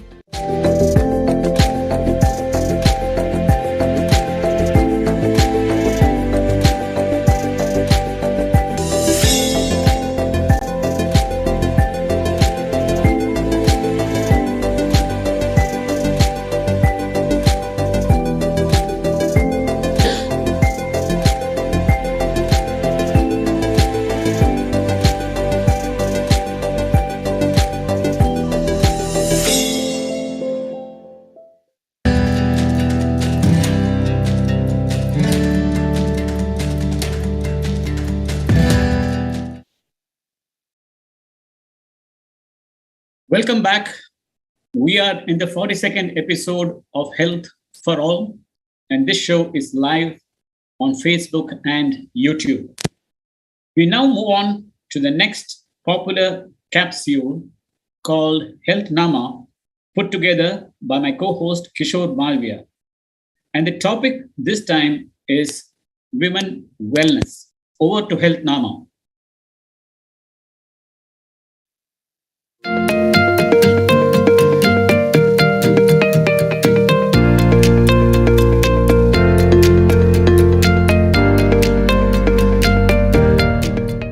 नमस्कार। Health नामा में हम आज बात करेंगे महिलाओं से जुड़ी समस्याओं पर, खासकर सेक्सुअल हेल्थ पर। इस बारे में बहुत कम चर्चा होती है। गांव हो या शहर, हर जगह सेक्सुअल और रिप्रोडक्टिव हेल्थ के मामले में महिलाओं के अधिकार काफ़ी सीमित हैं। एक तो जागरूकता की कमी, ऊपर से अधिकारों का ना होना कई तरह की मानसिक और शारीरिक समस्याओं का कारण बनता है। हमने विमेन हेल्थ और राइट्स से जुड़े कई एक्सपर्ट से इस बारे में खुलकर बात की। आइए सुनते हैं उनके विचार। हमारे देश में आईवीएफ और सरोगेसी पॉपुलर क्यों नहीं होता है दूसरे देशों की तरह? महंगा है इसीलिए, या लोग जागरूक जो जानते नहीं है, या लोगों को भरोसा नहीं है इसमें? You would be surprised to know that the cost of IVF and surrogacy in our country is 1/10 the cost of IVF surrogacy in any other country, and 1/40th the cost of surrogacy in USA. So महंगा नहीं है, जो सब लोग afford कर सकते हैं. It is easily available. The problem is awareness. The problem is taboo. As I already heard in the previous panel, a child is considered, a baby is considered a gift of God. So there is a mindset that इन्होंने कुछ गलत किया होगा इसलिए इनके बच्चा नहीं हो रहा है. And people want to avoid that mindset. People are still afraid of, we have so much of success stories. Like for example, आपने किसी भी फील्ड में कुछ भी अच्छा अचीव किया तो पेशेंट्स आपका साथ देते हैं, वो आपको बताते हैं कि हाँ ठीक है, they are not afraid of posting on social media. But IVF में और specifically surrogacy में अगर आप कोई पेशेंट को कहते हैं कि आप would you like to give a comment on how you, they want to keep it hiding. They don't want to disclose that they went through the IVF process. They don't want to disclose at any cost that they went through the surrogacy process, because there is a still taboo attached to it. People want to think that okay fine, मेरे साथ कुछ गलत नहीं है, मेरा ठीक है सब कुछ and मुझे कोई problem नहीं हुई. Because the other people, society majorly thinks that if they need IVF, then there is something wrong with them. We don't understand that this is a disease. We understand that this is some sort of, blessings are not there or something like that. That is the problem. It is still a taboo. हमारे देश में एक और देखा गया है कि हाँ, यंग विमेन, कम उम्र की लड़कियों में PCOS और PCOD की शिकायत बहुत ज्यादा रहती है. इसका प्रिवेंशन क्या है और क्या ये उम्र के साथ अपने आप खत्म हो जाता है, क्योर हो जाता है? So PCOS and PCOD basically एक लाइफस्टाइल डिसऑर्डर है, हार्मोनल डिसफंक्शन है, एंड अभी ये बहुत ज्यादा प्रिवेलेंट हो गया है. क्योंकि हम लोगों की न्यूट्रिशन की समझ एब्सोल्युटली जीरो हो गई है. Most of the houses, most of the couples, they are individually living, like children are eating out 5 times in a week. all kind of junk is easily available at the tip of your finger. It takes only 10 minutes to deliver a ready-made hot pizza to you, and it doesn't charge even that much, you know. It is an effort to make nutritious food. आपको sprouts को भिगोना पड़ेगा, उसको grow करना पड़ेगा, उसके बाद आप खाएंगे. So, and that is not very tasty also. So, nutrition and lifestyle. One thing is nutrition. Because of the lack of nutritional information, everybody is eating a lot of junk, which is easily available. Second part is lifestyle. आजकल ज्यादातर बच्चे, पहले हम लोग छोटे थे तो हम बहुत खेलते थे. There was like, you know, 1.5-2 hours in the evening when we used to play like anything. हमको मम्मियाँ पकड़ के खींच के लेके आती थी. But now the things have changed. Now mothers are forcing children to go out at least for 5 minutes. They are sitting with their laptops, they are sitting with their phones, they are not ready to move out of the bed. And this COVID 2.5 year has worsened the situation like anything. Most of the children are hooked to the computers. So lack of exercise and lack of nutritious food and easy availability of junk food. That is the reason why PCOS and PCOD is increasing at an alarming rate. क्या working women की स्थिति शहरों की ग्रामीण महिलाओं से बेहतर है फिजिकली और मेंटल हेल्थ के लिए? मैं ये जनरलाइज नहीं कर सकती हूँ क्योंकि इस तरह का कोई डेटा हमारे पास में पुख्ता रूप से नहीं है. पर challenges of a women in general in India mostly similar ही रहते हैं. बस अर्बन एरियाज में आप ये कह सकते हैं कि औरतें थोड़ा बाहर निकल आई हैं तो एक को देख करके दूसरी के पास में थोड़ा ये हक हो जाता है कि मैं भी बाहर जाके काम कर लूं. लेकिन उनके अपने स्ट्रगल्स अभी भी हैं फैमिली से, क्योंकि मोस्टली अर्बन एरियाज में भी लोग आए तो रूरल एरियाज से ही हुए हैं. तो माहौल तो थोड़ा खुला है लेकिन डिप्रेशन वहां पर फिर और तरह का हो जाता है क्योंकि women also go through the burden of making their careers functional. और वहां पे उनके ऊपर एक डबल बर्डन आ गया है कि हमें हाउस होल्ड भी संभालना है और हमें अपना करियर भी संभालना है. तो ऐसे में एक आइडेंटिटी क्राइसिस को लेकर के डिप्रेशन बहुत है. फिर आज रूरल एरियाज में आप देखें तो आज भी उनके ऊपर जिस तरह का प्रेशर जो पहले हुआ करता था वही है कि छोटी उम्र में शादी हो रही है और वो शादी के बाद में कुछ फैमिली उनको पढ़ने भी दे रही हैं, लेकिन काम तो घर का करना पड़ेगा, बच्चे तो संभालने पड़ेंगे, पर उन्हें भी अपना एक वजूद बनाना है तो उसमें भी उनका स्ट्रगल चलता रहता है. तो ऐसे इन जनरलाइज नहीं किया जा सकता. कि रूरल इंडिया में महिलाओं के लिए सेक्सुअल एंड रिप्रोडक्टिव हेल्थ के मामले में सबसे बड़ी समस्या क्या है और इसके समाधान क्या होने चाहिए, आपके हिसाब से क्या लगता है? रूरल इंडिया में सबसे बड़ी समस्याएं औरतों के लिए, जैसे कि हमने बात की कि उनके पास में अपनी एजेंसी नहीं है, एजेंसी ऑफ वुमेन. मैं अगर स्ट्रक्चरल फॉर्म में बात करूँ तो एक टर्म हम यूज करते हैं स्ट्रक्चरल वायलेंस. हम बहुत सारी चीज़ों की बात कर लेते हैं, राइट्स एंड रिस्पॉन्सिबिलिटीज की ऑफ एन इंडिविजुअल, लेकिन हम लोग अपने सोसाइटल नॉर्म्स को अगर कंसिडर नहीं करते हैं तो वो राइट्स एंड रिस्पॉन्सिबिलिटीज सब धरे के धरे रह जाते हैं. तो स्ट्रक्चरल वायलेंस के होते हुए औरतों के पास अपनी किसी तरह की एजेंसी नहीं होती है, न शादी करने के लिए हाँ कर पाना या ना कर पाना, और साथ ही में शादी होने के बाद में अपनी सेक्सुअल लाइफ किस तरह से शुरू करनी है उसकी कोई एजेंसी नहीं है. तो बच्चे करना, कॉन्ट्रासेप्टिव्स यूज कर पाना और हमें किस तरह से हेल्थ केयर अवेल करना है नहीं करना है, किसी भी फॉर्म में उनके पास में कोई एजेंसी होती ही नहीं है.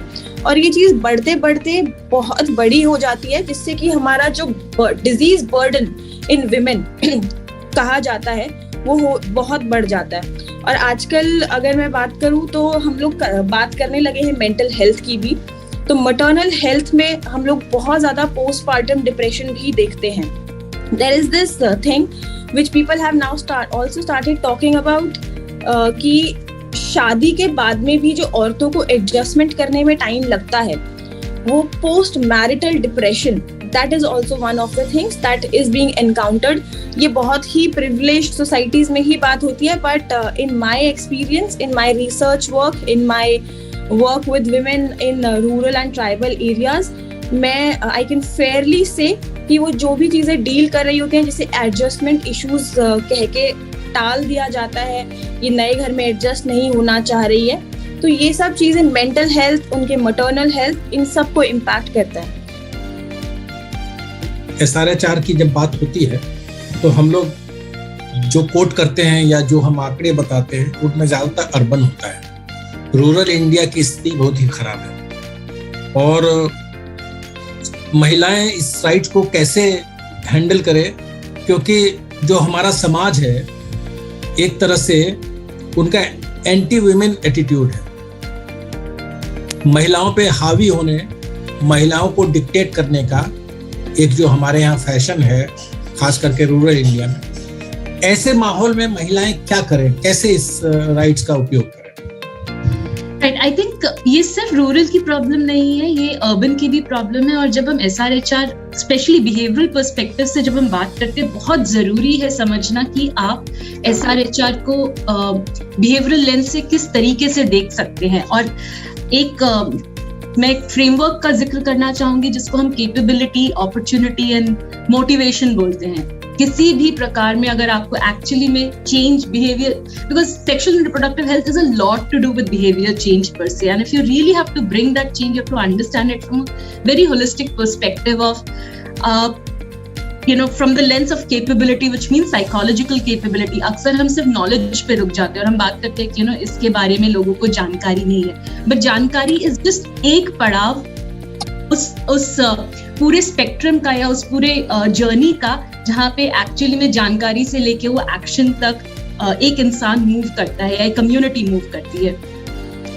We talk about psychological capability, physical capability, we talk about opportunity. Opportunity मतलब दो लेंस से देखा जा सकता है इसको। एक सोशल अपॉर्चुनिटी की, क्या हमारे पास सोशली वो सेफ स्पेसेस हैं जहाँ पे आप खुलकर सेक्सुअल एंड रिप्रोडक्टिव हेल्थ के बारे में बात कर सकते हैं? क्या हमारे पास वो सेफ इंटरैक्टिव स्पेसेस हैं? Health care practitioners, are they providing that safe space? Is that safe space available at the community level? Also physical opportunities in terms of environmental context, in terms of resources being available, in terms of having access to services. Then we can look at the motivational factors, which is the belief system and the value system. And a lot of जो आप बोल रहे हैं कि औरतों को नीचे तबके में रखा जाता है, ये social norms का बहुत major role यहाँ पे social norms play करता है, and it's a very very complicated and complex piece to unpack as well. दो तरीके के नॉर्म्स हैं, एक जो सोसाइटी आपके ऊपर थोप रही है और दूसरी जो आपने इंटरनलाइज भी कर लिया है अपने आप को मानने के लिए, क्योंकि this is who I am. आपका एफिकेसी, आपका खुद का एजेंसी आप एग्जर्ट नहीं कर पा रहे बिकॉज ऑफ डिफरेंट कंस्ट्रक्ट। सो जब आप बिहेवियर को इन तीन लेंसेज से देखें, कैपेबिलिटी, अपॉर्चुनिटी एंड मोटिवेशन, और इसमें आप ये जोड़ें कि भाई ये कैपेबिलिटी, मोटिवेशन एंड अपॉर्चुनिटी तीन लेवल्स पे काम कर रही है, एक इंडिविजुअल के लेवल पे, एक सोसाइटी के लेवल पे और एक सिस्टम के लेवल पे, तब जाके आप एक्चुअली चेंज को अनपैक कर पाएंगे और चेंज को कंस्ट्रक्ट कर पाएंगे। सेक्स और एबॉर्शन हमारे यहाँ बहुत सेंसिटिव माना जाता है, सेंसिटिव सब्जेक्ट माना जाता है, लेकिन महिलाओं के अधिकार इसमें सीमित हैं, क्योंकि जो हस्बैंड है और या जो पार्टनर हैं, डिसाइसिव फैक्टर वही है। इसको कैसे ठीक किया जा सकता है? क्या खाली जागरूकता से किया जा सकता है, या हम गुरुदेव रविंद्रनाथ टैगोर का पाठ उनको पढ़ाते रहे, एकला चलो रे? क्या इसका? आई थिंक जैसे मैंने कहा, जागरूकता सिर्फ एक स्टेप है पूरे स्पेक्ट्रम में। आप अगर बिहेवियर चेंज मतलब एक्चुअली में अगर हमें करना है तो आपको पहले तो वो इंटेंट डेवलप करना पड़ेगा कि हाँ मैं वो चेंज चाहता हूँ या चाहती हूँ, and then from there you have to move to the fact कि भाई ये चेंज आए कैसे। और सिर्फ ये जिम्मेदारी एक औरत की, एक एडोलेसेंट गर्ल की, एक यंग वुमेन की नहीं है। दिस इज अ थिंग जो पूरे सिस्टम के साथ, पूरे इकोसिस्टम के साथ चेंज करना होगा। But having said that, there are definitely some things जो एक इंडिविजुअल अपने at an individual level, certain things that can help is first, अगर आप इंडिविजुअल एजेंसी को कैसे बिल्ड कर सकते हैं उसके ऊपर फोकस करें, which again starts with the fact that you provide that comprehensive knowledge to help visualize health risk and long term impact of choices. Because a lot of times हमने जो देखा है वो ये है कि जब आप पब्लिक, स्पेशली पब्लिक हेल्थ में जब आप रिस्क को परसीव कर रहे हैं, रिस्क को फ्रेम कर रहे हैं, वो आप बहुत अपने as a public health expert या डॉक्टर के लेंस से कर रहे हैं, you're not framing it from the lens of the end user or the receiver. और वो क्या कर रहे हैं उस टाइम पे, जब आप चॉइसेस में, आप चूज कर रहे हैं कि अच्छा इसका क्या असर होगा, आप बहुत हमारा दिमाग बहुत शॉर्ट टर्म और लॉन्ग टर्म को समझ बाइफरकेट नहीं कर पाता है, because of which immediate reaction, immediate loss क्या हो रहा है, हम उसको समझने की कोशिश करते हैं। And often times health choices जो हम बोलते हैं ना, वो थोड़ा लॉन्ग टर्म में जाता है, उसका इमीडिएट मैनिफेस्टेशन है, इमीडिएट इम्पैक्ट हो सकता है कि हमारा रिलेशनशिप टूट रहा है। Like a lot of women have actually spoken about, भाई आप कॉन्डम यूज करने को बोल रहे हैं, my partner doesn't want to use condom, वो प्लेजर नहीं मिलता है उसको फॉर एग्जाम्पल, या मेरे को अपने पार्टनर के ऊपर पूरा ट्रस्ट है एंड अगर मैं कॉन्डम यूज करने को बोलूंगी अपने पार्टनर को तो मेरे ऊपर क्वेश्चन उठेगा कि भाई मैं am I being not loyal in this relationship? So and the relationship might break, and that's a very immediate impact that they can see. That knowledge building is very very important कि वो visualize कर सके कि भाई long term में और short term में जो choices make कर रहे हैं उनका health के ऊपर क्या impact हो सकता है. Secondly, at an individual level, it's very very important for us to build that self-efficacy and use positive personal norms. Basically, we need to help women understand how self-care is crucial to live fulfilling lives with reduced dependency on others. That increased autonomy. आप बताइए घर में आज भी most of the घरों में ये होता है माँ लास्ट में खाना खाती है. That self-care का concept for women does not exist. सबने खाना खा लिया, रोटी गरम माँ सर्व करेगी या it's usually the female in the house who will serve, and that thing needs to change. That fact that आप self-care is not selfish. आप अगर अपने बारे में सोच रहे हैं ये गलत नहीं है. That has to be instilled and that has to start right at the time of परवरिश जब हो रही है उसी टाइम से टू अ लेटर स्टेज जब आप इन जनरल सेल्फ एफिकेसी मैं काबिल हूँ इसके और मैं अगर अपने बारे में सोच रही हूँ तो वो गलत नहीं है. That's very important to help women understand. Working women के बारे में हमें बताइए जिनको कि घर और दफ्तर के बीच बैलेंस करना पड़ता है, बच्चों का, परिवार का, सबका ध्यान रखना पड़ता है. उनको क्या नींद की समस्याएं होती है और अगर होती है तो प्रिवेंशन या उपचार या आप उनको किस तरह से बताती हैं कि क्या करना चाहिए क्या नहीं करना चाहिए? देखिए, वर्किंग विमेन हमारा सोसाइटी है. हर इंडिविजुअल पुराने समय की बात करें अगर एंशिएंट टाइम में तो लेडीज को बहुत रोक करके रखा जाता था और हमारा society not only in India through out the world ये लेडीज का मेन रोल है नर्चरिंग द फैमिली. आप अपने परिवार का ख्याल रखना. जैसे जैसे समय बदलता गया लोग आगे बढ़ना शुरू किया एंड लेडीज उनके अंदर कैपेबिलिटीज भी है, उनके ड्रीम्स भी है, एस्पिरेशंस भी है, वो काम करते हैं और ये बहुत ही सराहनीय कदम है. पर एट द सेम टाइम जो सोसाइटल नॉर्म है उनका जो कि एक प्री डिफाइंड रोल जो विमेन का है कि उनको अपने परिवार का ख्याल रखना है. समवेयर उनके माइंड में ये हमेशा रहता है कि they are not able to do proper justice to their family और ये कहीं ना कहीं ये जो रिफ्ट होता है उनके माइंड में एक गिल्ट पैदा करता है कि I am not able to do proper justice. At the same time they are not able, many times it happens. ऐसा नहीं है कि मैं सारी वर्किंग विमेन को बोलूंगी, फिर भी majority 80% working women are not able to make the proper work life balance. वो इस एक बोलते हैं ना दो पहिए में घूमते रहते हैं, दो नाव पे सवारी कर रहे हैं. ऑफिस में जाते हैं तो वहां पर उनके सुपीरियर्स उनको नहीं समझते हैं कि what problem they are facing at their home, और घर वाले नहीं समझते हैं. वो सोचते हैं कि ऑफिस गए और ये घर को नेग्लेक्ट कर रहे हैं और इस पूरे बार्गेन में लेडी का मेंटल स्ट्रेस काफी बढ़ जाता है कि वो क्या जस्टिस करे. उनके अपने सपनों को देखे या अपने फैमिली को देखे, अपने बच्चों को देखे, तो यहाँ पर उनके अंदर स्ट्रेस होता है. आप रूरल इंडिया में काम करती हैं और आपने जैसा कि बताया कि महिलाओं के अधिकार को और उनकी जागरूकता को आपने आर्थिक स्थिति और शैक्षणिक स्थिति से जोड़ा है. क्या SR-HR के मामले में महिलाओं को अधिकार प्राप्त है सारे जो शैक्षणिक रूप से या आर्थिक रूप से बेहतर हैं, उनको सारे अधिकार प्राप्त हैं रूरल इंडिया में? नहीं, बिल्कुल नहीं, ऐसा नहीं है. और इवन सरकार की भी जो स्कीम है वो तक उनका एक्सेस वहां तक नहीं हो पा रहा है. जैसे हम लोग यहाँ पर जो काम कर रहे हैं वो ज्यादातर दलित कम्युनिटी के साथ है.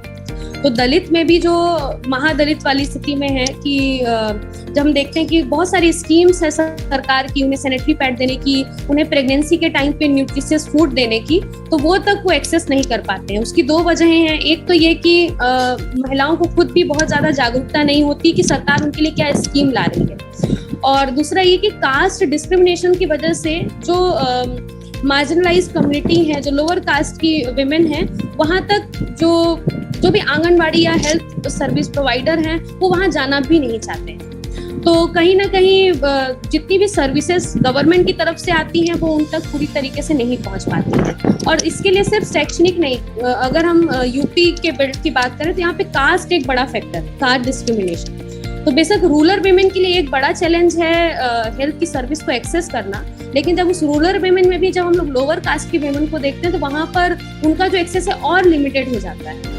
इवन हम लोग 4-5 जो है बस्तियां हैं, यहाँ पे मुसहर कास्ट एक होती है। मुसहर कास्ट जो है सबसे लोवेस्ट कास्ट मानी जाती है, और वहाँ पर आज भी उन बस्तियों में पिछले 30 सालों से साफ पीने के पानी की कोई व्यवस्था नहीं है। वहाँ पर वो गंदे तालाब से पानी पीते हैं। तो इसी से हम अंदाजा लगा सकते हैं कि जहाँ पर जो हम लोगों का मौलिक अधिकार की बात होती है कि साफ पीने का पानी और खाना, 2 वक्त का खाना उन्हें नहीं मिल पाता, जो कि सरकार की तरफ से बहुत सारी राशन की योजनाएं। आज के हेल्थनामा में इतना ही। हमें उम्मीद है कि महिलाओं को स्वास्थ्य के प्रति और जागरूक रहने और अधिकार देने की ज़रूरत पर सभी जोर देंगे। अगले एपिसोड में फिर मिलेंगे। नमस्कार।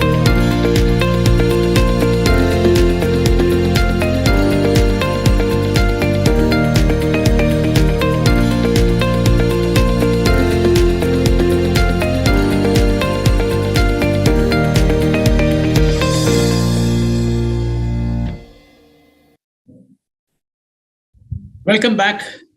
This show is live on Facebook and YouTube. We now have this session intro video.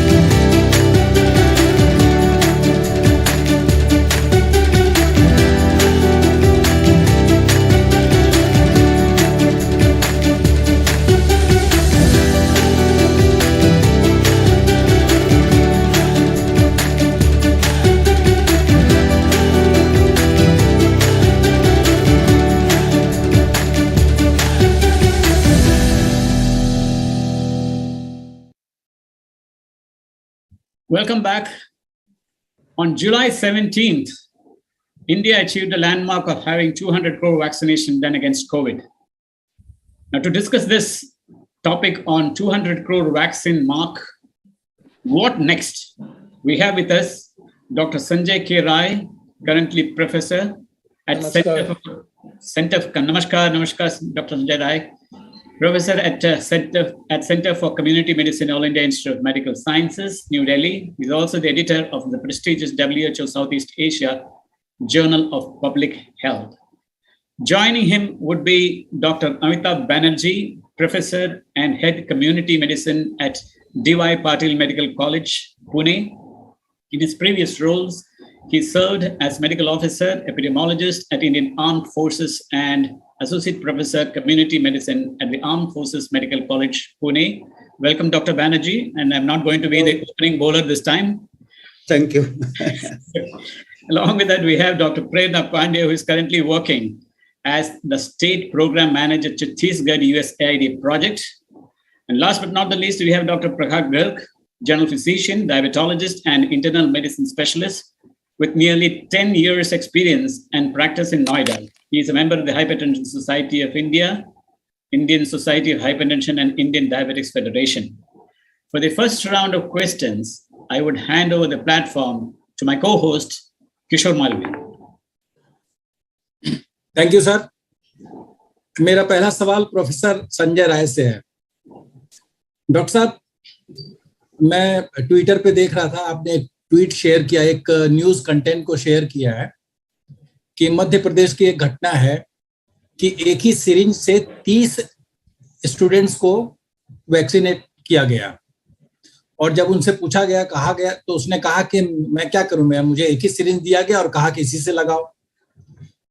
मेरा सवाल ये है कि क्या इस समय वैक्सीनेशन का मतलब सिर्फ आंकड़ा पार करना, संख्या बढ़ाना है?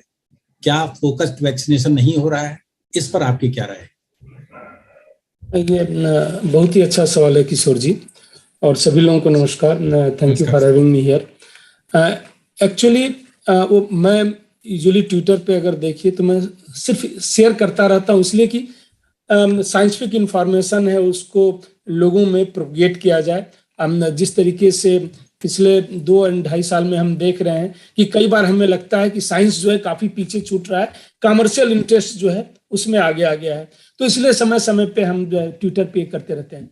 अब कमिंग टू योर क्वेश्चन, आपने ये कहा कि जो 30 लोगों को लगाया गया और क्या हमारे वैक्सीन का रोल खत्म हो गया। देखिए, इसमें 2 इशू है। एक तो एडल्ट वैक्सीनेशन का 200 करोड़ का आंकड़ा पाना, अगर लॉजिस्टिक मैनेजमेंट और की पॉइंट ऑफ व्यू से देखें तो एक बहुत बड़ी उपलब्धि कही जा सकती है। अक्टूबर में हम जो है 100 करोड़ पार कर गए थे, अक्टूबर 2021 में, अभी जो है 200 करोड़ जुलाई में पार कर गए। तो ये दर्शाता है कि अगर इच्छा शक्ति हो तो सरकार कुछ भी कर सकती है। ये तो हो गया लॉजिस्टिक मैनेजमेंट की बात, और उसमें जो है इस टाइप की प्रॉब्लम आएंगी। अगर सिर्फ आपकी इच्छा शक्ति है, उसकी जो है क्वालिटी मेंटेन करना शायद कभी कभी जो है डिफिकल्ट होता है। दूसरा पहलू है उसका साइंटिफिक की इसकी जरूरत कितनी है।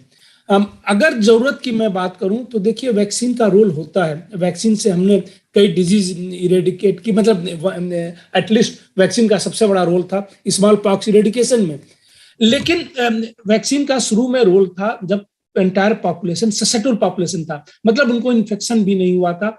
वैक्सीन का जो हमारे पास था, ये आया कि डेटा जो है धीरे धीरे आता गया कि यह जो है डेफिनेटली सिवियरिटी रिड्यूस करता है, डेथ रिड्यूस करता है, लेकिन ससेप्टेबल पॉपुलेशन में धीरे धीरे ससेप्टेबल पॉपुलेशन का पूल कम होता गया। नेचुरल इन्फेक्शन जिस तरीके से हुआ, सारा कुछ करने के बाद भी हम रोक नहीं पाए, लॉकडाउन लगाए, डिफरेंट स्ट्रेटजी अडॉप्ट की।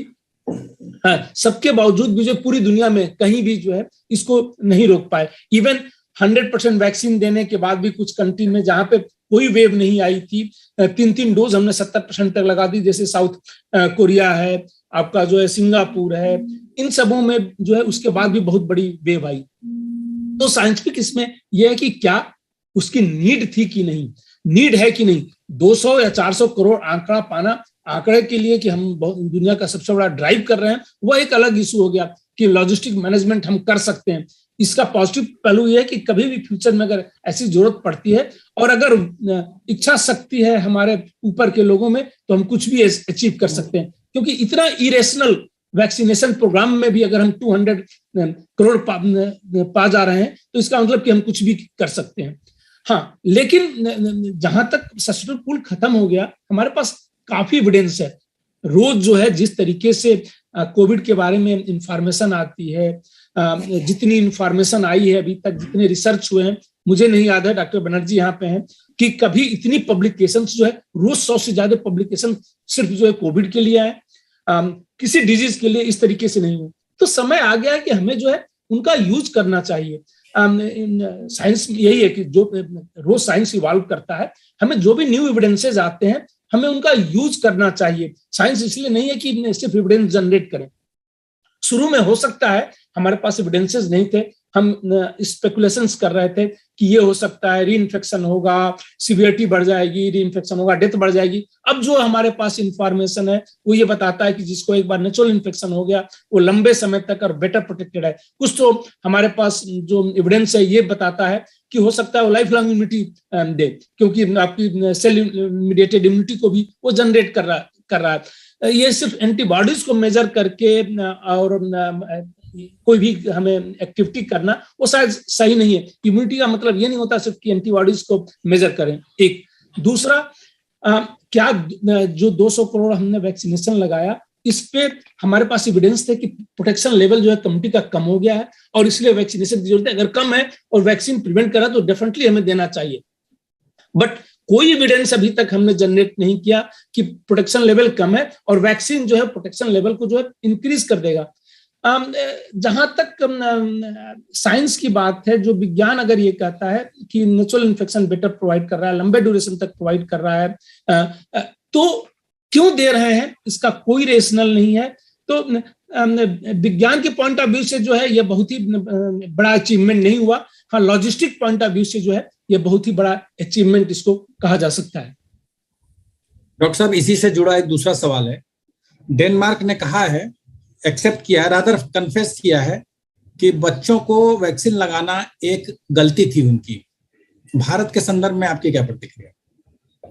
देखिए, पब्लिक हेल्थ में हम हमेशा देखते हैं कि रिस्क कितना है, बेनिफिट कितना है।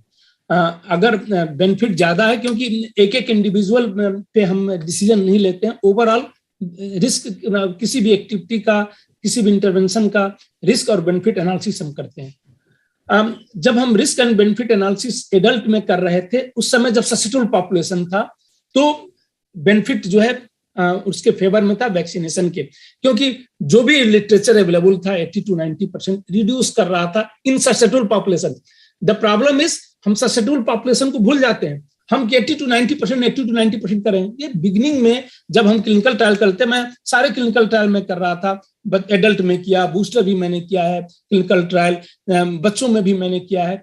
तो उस समय जो है सस्टेनेबल पॉपुलेशन में था, रिडक्शन हो रहा था, हॉस्पिटलाइजेशन भी कम हो रहा था, डेथ भी कम हो रहा था, वह था। तो एडल्ट में अगर 80 to 90% मान लीजिए रिडक्शन हो रहा है और कुछ वैक्सीन एसोसिएटेड प्रॉब्लम्स भी हो रही हैं, severe adverse event following immunisation कई होती हैं। मैसेंजर आरएनए वैक्सीन को देखिए तो कार्डियोमायोपैथी करता है, पेरिकार्डाइटिस करता है, कोई ब्लड क्लॉटिंग कुछ वैक्सीन करते हैं, थर्मोसाइटोपिनिया करता है, जीबी सिंड्रोम करते हैं, तो कई, बट ये सब रेयर होते हैं वैक्सीन से।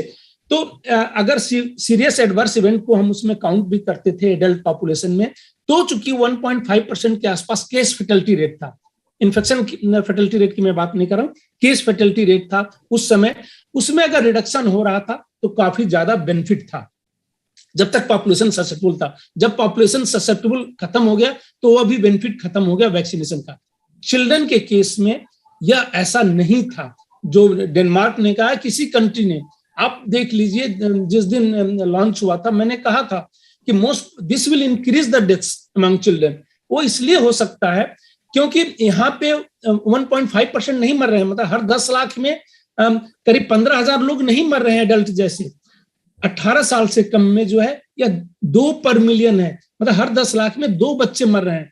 यहाँ पे अगर रिस्क बेनिफिट आप करते हैं, इवन ससेप्टेबल पॉपुलेशन, वो मैं मान के चलता हूं कि हमारे किसी भी बच्चों को इन्फेक्शन नहीं हुआ तो भी वैक्सीनेशन जो है उसके फेवर में नहीं है, क्योंकि यहाँ अगर मैं रिस्क और बेनिफिट करता हूं तो जो है रिस्क जो है ज्यादा है जो वैक्सीन एसोसिएटेड है। इवन 10 से 15 भी अगर हो जा रहा है तो 5 टाइम्स ज्यादा हो जा रहा है।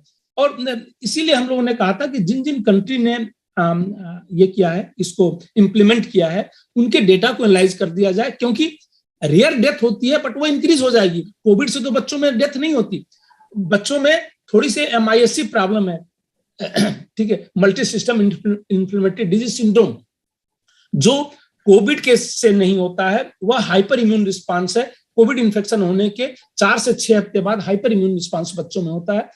अब जो है हम इन बच्चों को वैक्सीन भी दें, उसके बाद उनको इन्फेक्शन भी हो रहा है।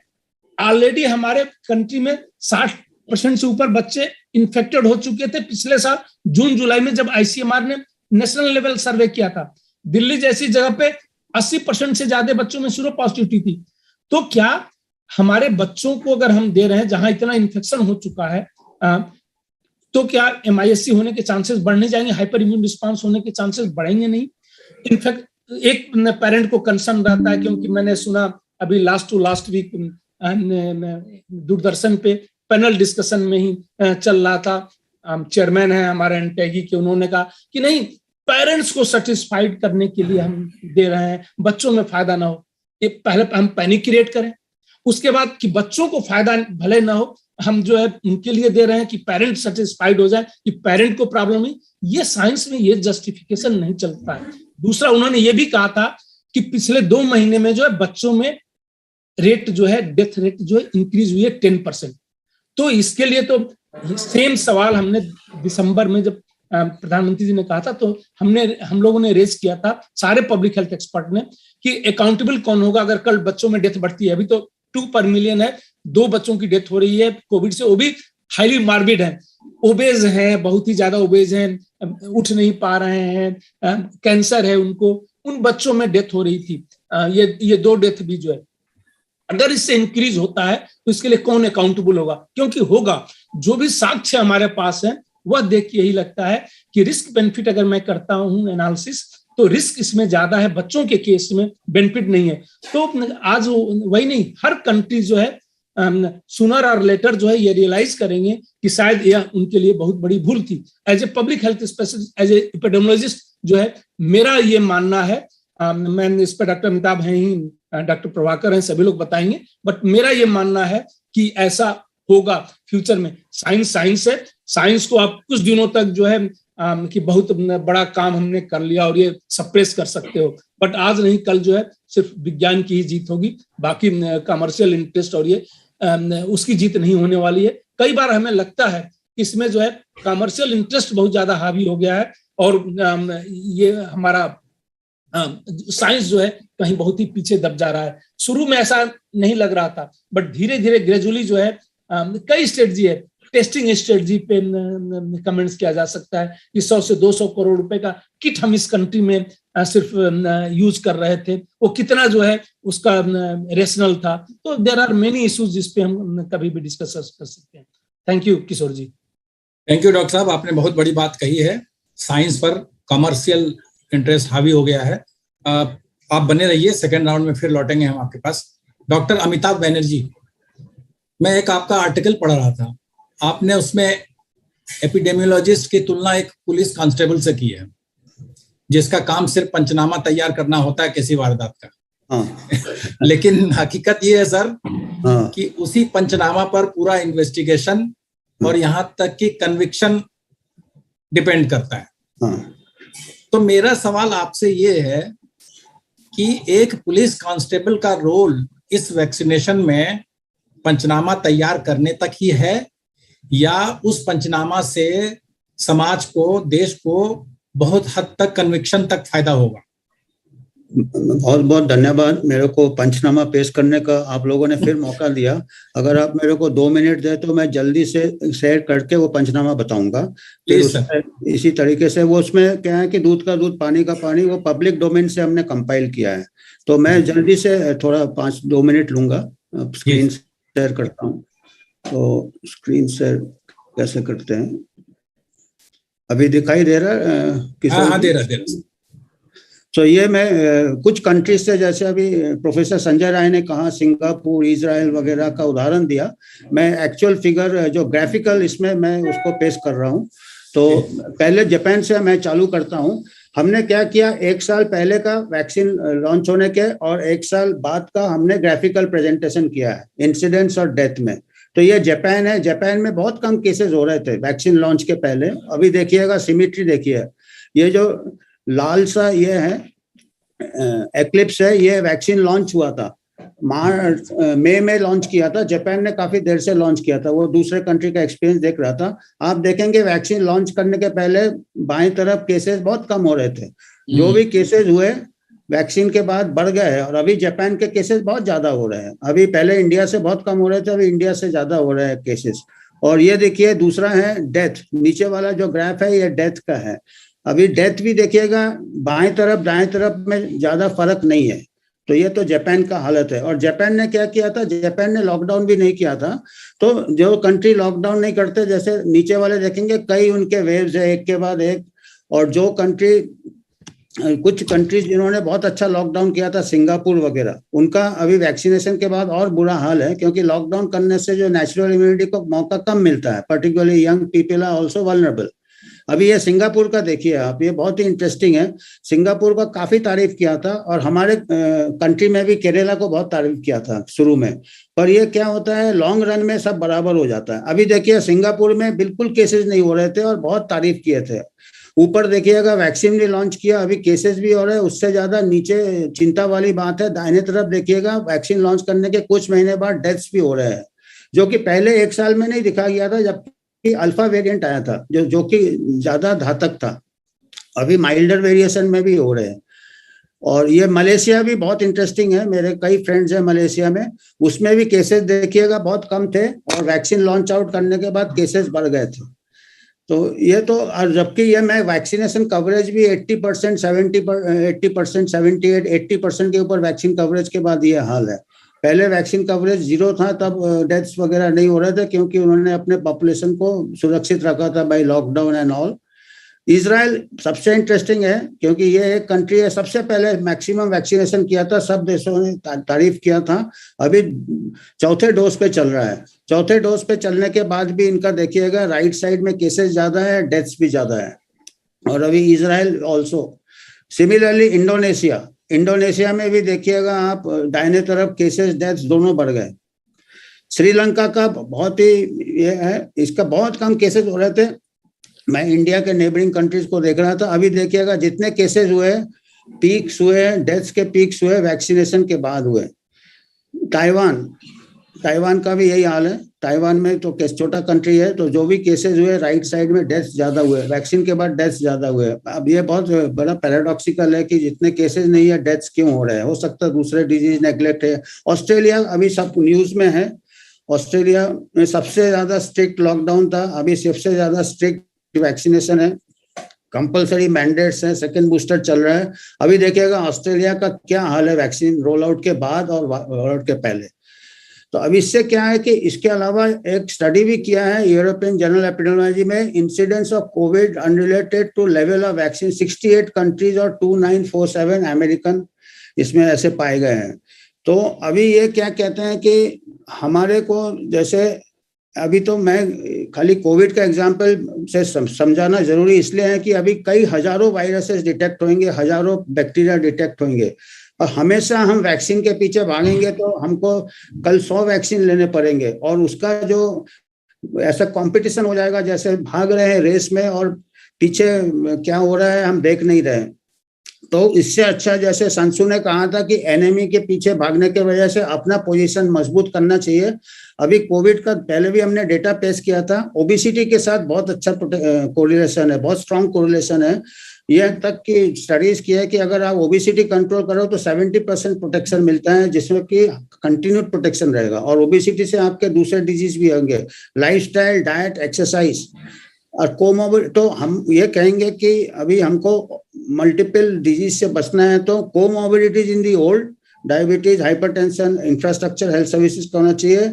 और यंग पीपल ओबीस हो रहे हैं, उनका लाइफस्टाइल हो रहा है। और माइंडफुल वैक्सीनेशन, जैसे डॉक्टर संजय राय ने कहा, vaccine is a good weapon. Mindful vaccination मैं इसी प्लेटफॉर्म से सीखा, माइंडफुल न्यूट्रिशन से। तो माइंडफुल वैक्सीनेशन से जो हाई रिस्क ग्रुप है, जैसे ओल्ड है, जो कोमोर्बिडिटी वाले हैं, या जो बच्चे हैं यंग, जैसे संजय राय साहब ने कहा है कि जिनको कोमोर्बिडिटी है उनको वल्नरेबल ज्यादा है, और with the consultation of the treating paediatrician and family physician करना चाहिए। और ये मैंने जो डेटा लिया है पब्लिक डोमेन में है, ये मैंने तीनों रेफरेंस दिया, वर्ल्डोमीटर का डेटा और वैक्सीन कवरेज का डेटा। तो कोई तो अभी इतना मेरे को कन्वे करना था कि हमारे को अभी, ये तो मैंने पंचनामा बताया इसको, और अभी क्या है कि अभी आप वे फॉरवर्ड क्या होना चाहिए, वे फॉरवर्ड होना चाहिए कि हमको अभी एक्चुअल स्टडी करना चाहिए कि किससे ज्यादा प्रोटेक्शन मिल रहा है। इंडिया का क्या है, इंडिया में बहुत जोरों से सेकेंड वेव आया था मार्च अप्रैल के बाद, या मई जून में खत्म हुआ था। अगर देखा जाए तो वो भी वैक्सीन रोल आउट के बाद हुआ, तो हम कह नहीं सकते, हमको रिसर्च करना है, कह नहीं सकते। कुछ साइंटिस्ट ऐसे कर रहे हैं कि म्यूटेशंस होते हैं, और जितना इंडिया का क्या हालत है, बहुत कंजेस्टेड कंट्री है, 10-20 टाइम्स पॉपुलेशन डेंसिटी जाता है, तो एक प्रकार का कॉमन सोर्स जैसे हाई गया और हाई नीचे आ गया, तो काफी लोगों को, जैसे प्रोफेसर कि 80% 90% बच्चों को already before the vaccine roll out. तो whether this is giving us a long term, ऐसा हमको फिनोमेना नजर नहीं आया 2200 करोड़ के बाद जैसे दूसरे कंट्रीज में फिनोमेना आ रहे हैं। मेरा तो ये सोचना है कि उनमें एक्चुअली नेचुरल इम्यूनिटी को मौका ही नहीं दिया गया। हमारे देश में क्या है कि अपने आप हो गया, क्योंकि बहुत कंजेस्टेड है और लॉकडाउन में और कंजेशन बढ़ गया। तो हमारा को ऐसा लग रहा है कि इससे हमको ज्यादा प्रोटेक्शन मिल रहा है। वैक्सीन का खर्चा है भी देखना है हमको, जैसे बहुत अच्छा अचीवमेंट है, बहुत अच्छा ये है। ये ऐसा हुआ कि एक मैं बहुत पहले हम लोग एक जोक होता था कि एक रनर भाग रहा है, वो बहुत अच्छा एथलीट था, तो लोगों ने पूछा भाई इतना तेज क्यों भाग रहा है, वो अच्छा भाग रहा है। बोला नहीं, मैं चोर के पीछे भाग रहा हूँ। तो बोला चोर तो पीछे रह गया है। तो अभी हमारा भी ऐसा है कि 200 करोड़ हम भाग रहे हैं, पर हमारा ऑलरेडी हर्ड इम्यूनिटी हो गया, हम भागे जा रहे हैं, अपना एनर्जी को ये कर रहे हैं। तो ये देखना है कि हमको साइंटिफिकली अभी ये करना है, अभी हमको साइंटिफिकली देखना है, क्योंकि ये बहुत अच्छा लगता है कि बहुत अच्छा गिनीज बुक में आ गया वगैरह वगैरह, पर हमारा country can we afford it, because we are neglecting. अभी ऑलरेडी आ रहे हैं रिपोर्ट्स की मीजल्स वैक्सीनेशन कम हो गया, ट्यूबरकुलोसिस का डिटेक्शन 40% कम हो गया, ड्रग रेजिस्टेंस ट्यूबरकुलोसिस बढ़ गया। तो हमको ये खेल नहीं है, हमको ये साइंस के और बजट देखना है। ये दो चीज, इतना ही मेरे को कहना था, और पुलिस वाला इतना ही कह सकता है, आगे आप लोग जाने, बड़े साइंटिस्ट जाने, इतने बड़े लोग। डॉक्टर साहब, आपने अपने आर्टिकल में ये भी कहा कि जो वैक्सीनेशन प्रोग्राम है उसको ग्लैमराइज किया गया है, तो अभी तक किसी ने आपको एंटी वैक्सर कहा कि नहीं? सबने कहा वो मेरे, और इसीलिए मैं बोलता हूँ कि मैं एंटी वैक्सर नहीं हूँ, बल्कि जो वैक्सर है वो क्या है कि इसका, अगर ये वैक्सीन को हम इसको रेपुटेशन खराब, वैक्सीनेशन का रेपुटेशन खराब होगा तो दूसरे वैक्सीन में लोगों का विश्वास उठ जाएगा। जैसे लोगों का एक स्टेज आता है कि भगवान में विश्वास उठ जाता है, तो इतना ज्यादा भी अंधविश्वास से एक ऐसा ना हो कि सभी भगवानों में विश्वास उठ जाए या सभी वैक्सीन में विश्वास उठ जाए। और अभी ये मूवमेंट, जो एंटी वैक्सर मूवमेंट को बहुत स्ट्रांग ये मिल रहा है, यहाँ तक कि वो एंटी वैक्सर मूवमेंट मेरे को बहुत अप्रोच करते हैं, वो सोचते हैं मैं एंटी वैक्सर हूँ। तो अभी मेरा प्रॉब्लम है कि मेरा ओरिएंटेशन समझ में नहीं आ रहा है, कि जैसे होता ना, अभी इसके पहले सेक्सुअल ओरिएंटेशन की बात हो रही थी, थोड़ा मैं सुना, तो I am also confuse whether I am heterosexual, homosexual, bisexual और transgender as far as vaccination is concern. आपने भी वो कंफ्यूजन डाल दिया मेरे को। पर हमारा ये है कि अगर हम वैक्सीन प्रोग्राम का रेपुटेशन खराब होगा तो अच्छे वैक्सीन है, जो रियली इंपॉर्टेंट वैक्सीन है, वो भी नेग्लेक्ट होंगे, एंटी वैक्सर का ग्रुप बढ़ जाएगा। तो हम वो नहीं चाहना चाहिए ऐसा, इसीलिए हमको साइंस से बहुत स्ट्रॉन्ग एविडेंस को पेश करना चाहिए। और हमारे पास अभी मान लो 200 करोड़ दे दिया, बहुत बड़ा 140 करोड़ का कंट्री है, 10-20 करोड़ ने वैक्सीन नहीं भी लिया है, तो उनको फॉलो अप करना चाहिए, उनको कंपेयर करना चाहिए जिन्होंने वैक्सीन लिया। बहुत अच्छा ग्रुप, 20 करोड़ का लोगों का पॉपुलेशन नहीं होता कंट्रीज का, तो वो उनको नेचुरल इम्यूनिटी आया होगा, उनको फॉलो करें, vaccinated dose, triple dose, triple dose, उनको सब फॉलो करें, देखे, बहुत अच्छे से रिसर्च हो सकता है। तो अभी हम ब्लाइंडली वेस्टर्न कंट्रीज को नहीं फॉलो करना चाहिए, हमारे पास बहुत बड़ा पॉपुलेशन है, बहुत अच्छे डॉक्टर्स है, we should do our own research and be thought leaders in this world. Thank you doctor साहब, आप हमारे साथ बने रहिए, सेकंड राउंड में फिर हम लौटेंगे। डॉक्टर प्रखर गर्ग, जैसा कि प्रोफेसर संजय राय ने अभी कहा कि एक बार अगर किसी को इन्फेक्शन हो जाता है तो लंबे समय तक इम्यूनिटी रहती है और कई बार लाइफ लॉन्ग भी रहती है। आप अपने अनुभव से बताएं, क्योंकि मैंने कई केसेस ऐसे देखे हैं कि एक बार अगर किसी को इन्फेक्शन हो गया तो 6 महीने, 7 महीने, 8 महीने के भीतर दोबारा हो गया। क्या आपके अस्पताल में, आपके नजर में ऐसे केसेस आए? क्योंकि मैं ऐसे कई लोगों को जानता हूँ। जी बिल्कुल, ठीक बात है। जैसा मैं प्रैक्टिकल एक्सपीरियंस से बताऊं तो कोविड के केसेस एट प्रेजेंट भी हमारे हॉस्पिटल में एडमिटेड हैं और मेजॉरिटी वो पेशेंट्स हैं जिनको बूस्टर डोज भी वैक्सीन लग चुकी है। Majority of patients are those जिनको तीनों डोजेस कोविड का वैक्सीन का लग चुका है। और अब बात है कि हॉस्पिटलाइजेशन का इंडिकेशन क्या था। हॉस्पिटलाइजेशन का अगर इंडिकेशन की मैं बात करूं तो वो पेशेंट बिल्कुल सीरियस नहीं है, सिंपल बस एक टेरर है, क्योंकि वो एक शुरुआत से, जब से कोविड शुरू हुआ है तब से एक लोगों में ऐसी हालत देखी गई है कि इतनी डेथ्स हुई है, पैंडेमिक हो गया ये चीज, तो इसलिए पेशेंट डर से अस्पताल में आता है कि हमारा कोविड पॉजिटिव है, हमें भर्ती कर लीजिए, हमें सांस में दिक्कत है, ये सब है। पर उनके जब रेगुलर सब वर्कअप किया जाता है, जांच की जाती है, तो कुछ ऐसे 2 दिन बाद पेशेंट पर छुट्टी ले लेता है। पर अब बात ये होती है कि जब पेशेंट आते हैं तो उनका भी यही क्वेश्चन होता है कि हमें तो डॉक्टर साहब वैक्सीन लगी हुई है, तो फिर अब कोविड कैसे हो गया? हमें तो सेकेंड डोज भी लगी हुई है, हमने तो बूस्टर भी लगवा लिया, तब भी कैसे हो गया? अब ये अगर शुरुआत, जब ये वैक्सीनेशन का इंट्रोडक्शन हुआ तो सबसे पहले इसमें बताया गया कि, या बोला गया सबसे पहले जो फ्रंट लाइन वर्कर्स या फिर डॉक्टर्स, उनको सबसे पहले वैक्सीनेशन देंगे। अब वो एक तरह से ये भी था कि जितने हमारी पॉपुलेशन है इंडिया की, उनके लिए एक ये एग्जाम्पल सेट करना था कि जो आपको लोग ठीक कर रहे हैं वो इसको वैक्सीन को ले रहे हैं और उनको इससे ऐसा कोई प्रॉब्लम नहीं हो रही है, जिससे और लोग इससे आगे बढ़कर आए इसके लिए और वैक्सीनेशन के लिए जाएं। अब जब फर्स्ट वेव कोविड की निकली, सेकेंड वेव आई, थोड़े से जो सिवियरिटी थी उसमें कुछ चेंजेस आए, उसका एजम्पशन ये किया गया कि वैक्सीन की वजह से शायद ये अब जो पेशेंट्स के क्लिनिकल कंडीशन है ये सब है, वो सिवियरिटी इतनी नहीं है। बट हाँ, कोमॉर्बिडिटीज की जैसे बात करते हैं, डायबिटीज हो गया, सीकेडी पेशेंट हो गए, किडनी डिजीज पेशेंट हो गए, ओबेसिटी है, जब जहां पे इन पेशेंट्स के, तो ये नॉट ओनली कोविड, हर तरह की जो इस तरह की बीमारियां हैं उनके लिए ससेप्टेबल हैं और जल्दी कैच करने के लिए और सीवियरिटी स्टेज में जाने के लिए प्रोन रहते हैं। अब थर्ड वेव जब ओमिक्रॉन का आया तो हुआ कि क्या ये वैक्सीनेशन जो ऑलरेडी लगी हुई है, क्या ये इसके लिए भी काम करेगी या नहीं करेगी? बट क्योंकि वो बहुत माइल्ड फ्लू लाइक सिम्टम्स थे, तो उसको ये मान लिया गया कि ये वाली जो वेव है ओमिक्रॉन वाली, ये बहुत flu like symptoms, basic symptoms हैं, जैसे सर्दी, खांसी, जुकाम ये है, तो इसमें इतना ज्यादा वैक्सीनेशन का अगर रोल नहीं भी है तो ठीक है, आपकी रिकवरी घर पे हो रही है, आप बेसिक मेडिकल मैनेजमेंट ले रहे हैं, उससे ठीक हो जा रहे हैं 3-4 दिन में, कोई ऐसा एक्सटेंसिव इन्वेस्टिगेशंस की जरूरत नहीं पड़ती। और अब जाके अब जो केसेस आ रहे हैं वो भी, उनमें भी मेजॉरिटी वैक्सीन से बहुत ऐसा फर्क नहीं पड़ा कि वैक्सीन लगी तो कोविड पॉजिटिव नहीं आ रहे। हाँ, सीवियरिटी बोल सकते हैं कम नहीं है, बट वो in other way it can be herd immunity also, कि अब हर्ड इम्यूनिटी हो गई है तो इसीलिए हो सकता है कि शायद अब वो सीवियरिटी नहीं दिख रही है।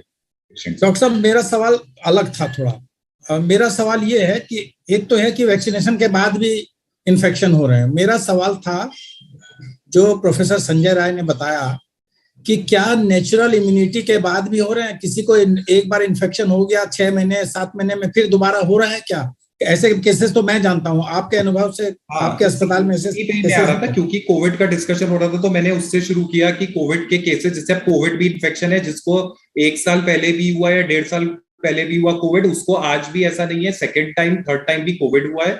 और अगर बात करें कि हर्ड इम्यूनिटी की, तो हर्ड इम्यूनिटी की बात से, आप जैसे पहले स्वाइन फ्लू फैला था, अब स्वाइन फ्लू ऐसा नहीं है कि जिसको हुआ अब दोबारा नहीं हुआ, ये वायरल इन्फेक्शन है, ये दोबारा भी हो सकते हैं। तो वो केसेस ऐसे नहीं है कि वो नहीं आ रहे, केसेस अभी भी है जिनको पहले इन्फेक्शन हुआ है, रियकरेंस है। इम्यूनिटी अगर बात करें इस चीज की कि पहले इन्फेक्शन हुआ अब दोबारा नहीं हुआ, तो ऐसा नहीं है, अभी भी पेशेंट्स को वो इन्फेक्शन, सेम इन्फेक्शन के साथ प्रेजेंट कर रहे हैं। It depends. अब हम उस सब की बात नहीं कर सकते जो पहले, जैसे जो स्मॉल पॉक्स है वो इरेडिकेट हो चुका है, या फिर बात करें जैसे चिकन पॉक्स है, तो चिकन पॉक्स अगर किसी को हुआ तो पहले बोला जाता दोबारा नहीं होगा। बहुत कम केसेस हैं कि पर हाँ सेकेंड टाइम इस तरह के केसेस कुछ दिखे हैं। बट एट प्रेजेंट अगर कोविड रिलेटेड हम बात करें तो कोविड अगर जिसको एक बार हुआ है तो ऐसा जरूरी नहीं है कि 2 बार 3 बार 4 बार नहीं हो सकता। मेरे खुद एक्सपीरियंस से मैंने ऐसे पेशेंट देखे हैं जिनको 3-3 बार सेम, हर वेव जब कोविड की आई मैंने उनको ट्रीट किया है और ऑलमोस्ट थर्ड टाइम भी उनको ये री इन्फेक्शन हुआ है। थैंक यू डॉक्टर साहब, आप हमारे साथ बने रहिए, हम सेकेंड राउंड में आपके पास दोबारा लौटेंगे। Over to you mister Shankar. Thank you, Kishore. Well, Dr. Sanjay Rai, you had just mentioned that giving vaccination to children is sometimes more risky. So what are the risk factors that are involved? As I mentioned earlier, that in public health, we always do this risk and benefit analysis. If benefit is more, we usually continue that intervention. If risk is more, we stop that intervention. In case of children, the overall mortality per million is 2 from the COVID. So in children, it's a 2 per million. Whereas in adult, it's a 1.5 in a susceptible population. In children also, it's a susceptible population. I mentioned earlier that in children, deaths are mainly because of the MISC, not because of the COVID. And that is the multisystem inflammatory disease syndrome. It's a hyperimmune response. If you are vaccinating our children, they had exposure. Now you are vaccinating, and again they will have exposure in the future. So what will happen? Chances of hyperimmune response is more. 1. So the death currently it's a 2. The chances are, if you do the risk and benefit analysis, will be more, that is more than 2 per million. 1. Second, it's usually concern of the parents that if I will not vaccinate my child, they will bring this infection to family members from, right? So none of these vaccines are preventing infections. They are preventing severity and death in the susceptible population. So in children, we don't have any clear-cut objective, right?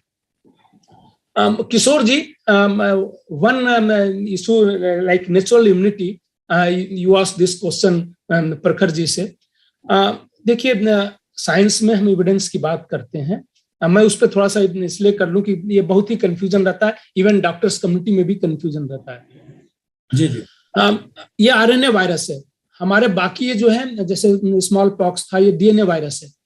RNA virus में mutations होते रहते हैं, और जब Omicron आया तो इतने ज्यादा ओमिक्रॉन पहली बार जो है रिपोर्ट हुआ था आपका साउथ अफ्रीका और बोत्सवाना। नवंबर एग्जैक्ट डेट भी मुझे याद है, 24 नवंबर 2021 को पहली बार उन्होंने डब्ल्यूएचओ को रिपोर्ट किया। डब्ल्यूएचओ ने 2 दिन के अंदर जो इनको वेरिएंट ऑफ कंसर्न कर दिया। उसके पहले री इन्फेक्शन बहुत ही रेयर होता था। कंट्री लेवल डेटा देखिए, यूके ने अपना डेटा रिलीज किया। जो कंट्री डेटा रिलीज करते रहते हैं, हम तो अपना डेटा ही नहीं रिलीज करते, तो हमें पता नहीं कि री इन्फेक्शन रेट 40 लाख लोगों में सिर्फ 53 को कंफर्म री इन्फेक्शन था। ओमिक्रॉन से पहले यूके का ने जब अपने डेटा को रिलीज किया, ओनली 53 हैड कंफर्म री इन्फेक्शन, और किसी में जो है सीवियरिटी नहीं थी। तो री इन्फेक्शन हो सकता है, सीवियरिटी और ये चांस कम होंगे। अब क्या हुआ, जब ओमिक्रॉन आया तो उसमें जो है म्यूटेशंस काफी ज्यादा थे, और म्यूटेशन जो है रिसेप्टर बाइंडिंग डोमेन में थे, जहां से जाके वो स्पाइक प्रोटीन जो है शरीर में अटैच होता है, जहां पे ACE2 रिसेप्टर हमारा होता है। तो जब इतने ज्यादा आपके ये थे म्यूटेशंस हुए, वो भी रिसेप्टर बाइंडिंग डोमेन में हुए, इस कारण से री इन्फेक्शन भी होना शुरू हुआ। ब्रेक थ्रू इन्फेक्शन, अगर री इन्फेक्शन हो रहा है तो ब्रेक थ्रू इन्फेक्शन होगा, ये मान के चलिए। ब्रेक थ्रू इन्फेक्शन तो उसके पहले भी बहुत हो रहा था, लेकिन ब्रेक थ्रू इन्फेक्शन जो है अब जो है इवन अब तो कुछ स्टडीज ऐसी आई हैं कि 8 महीने बाद जो उनमें ज्यादा होता है अनवैक्सीनेटेड से, अगर वैक्सीनेटेड में कंपेयर करें तो री इन्फेक्शन भी होगा, क्योंकि चेंज हो गया है। जो एग्जिस्टिंग एंटीबॉडीज है वो रिकॉग्नाइज नहीं कर पा रहे हैं, क्योंकि स्पाइक प्रोटीन में इतने चेंजेस हो चुके हैं, उसी से जाके वो शरीर में अटैच हो रहा है। ब्रेक थ्रू इन्फेक्शन भी हो रहा है, लेकिन क्या सीवियरिटी और डेथ भी हो रही है? तो अभी तक जो एविडेंस है कि एक बार अगर आपको इन्फेक्शन हो गया तो सीवियरिटी एंड डेथ होने के चांस कम है। इसका सबसे बड़ा एग्जांपल अभी डॉक्टर बनर्जी ने साउथ कोरिया का ये दिया था। देखिए, साउथ कोरिया का ही देख लीजिए, जापान का देख लीजिए। साउथ कोरिया का मैं बात करूं, 70% लोगों को ऑलमोस्ट 3 डोजेज लग चुके हैं, फुल्ली वैक्सीनेटेड है ऑलमोस्ट 100%, 12 साल से ऊपर जो है ऑलमोस्ट 100%। इतना बड़ा वेव क्यों आया? 6-6 लाख केसेस उसके बाद क्यों आना शुरू हो गए? तो क्या वैक्सीन बढ़ा रहा है, घटा रहा है, वो छोड़ दिया। हिंदुस्तान की पॉपुलेशन से एक्सट्रापोलेट कीजिए तो 1,10,00,000 के आसपास हो गए। क्यों केसेस हो जाएंगे? 27 गुना ज्यादा है। साउथ कोरिया की पॉपुलेशन 5 करोड़ के आसपास है। Death 400 per day. हमने वही ओमिक्रॉन जो हमारे यहाँ प्रॉब्लम नहीं क्रिएट कर रहा है, साउथ अफ्रीका में प्रॉब्लम नहीं क्रिएट कर रहा है, बोत्सवाना में नहीं कर रहा है, वह जो है साउथ कोरिया में क्यों प्रॉब्लम कर रहा है? 400 पर डेथ 5 करोड़ के पॉपुलेशन में। एक्सट्रापोलेट कीजिए अगर इंडियन पॉपुलेशन पे तो 12,000 डेथ पर डे। इतनी तो डेल्टा में नहीं हुई हमारे यहाँ। डेल्टा में मैंने मैक्सिमम जो है कंट्री में 5,000 जो है पिछले साल इसमें मई 2021 में जब डेल्टा ने कोहराम मचा रखा था, डिवास्टेटिंग वेव था, इतने लोगों की डेथ हुई, तो भी हमने 5 करोड़ किया। अभी जो है वही ओमिक्रॉन हमारे यहाँ प्रॉब्लम नहीं कर रहा है, साउथ अफ्रीका में नहीं कर रहा है, साउथ कोरिया में क्यों प्रॉब्लम कर रहा है, सिंगापुर में क्यों उसने प्रॉब्लम किया? तो ये हमें देखना पड़ेगा। मैंने पहले ही कहा कि साइंस जो है रोज इवॉल्व होता है और हमें एविडेंस, ये हम एजेंट नहीं है फार्मास्यूटिकल लॉबी के कि उन्होंने जो कह दिया उसको हम मानते रहेंगे। जब तक वैक्सीन का रोल था हम भी आके रोज कहते थे कि वैक्सीन लेना चाहिए, ससेप्टेबल पॉपुलेशन का पूल बढ़ा है, वैक्सीन जो है सीवियरिटी डेथ कम कर रही है। अब ससेप्टेबल पॉपुलेशन का पूल खत्म हो गया है और हमें पता है कि वो बेटर प्रोटेक्शन दे रहा है।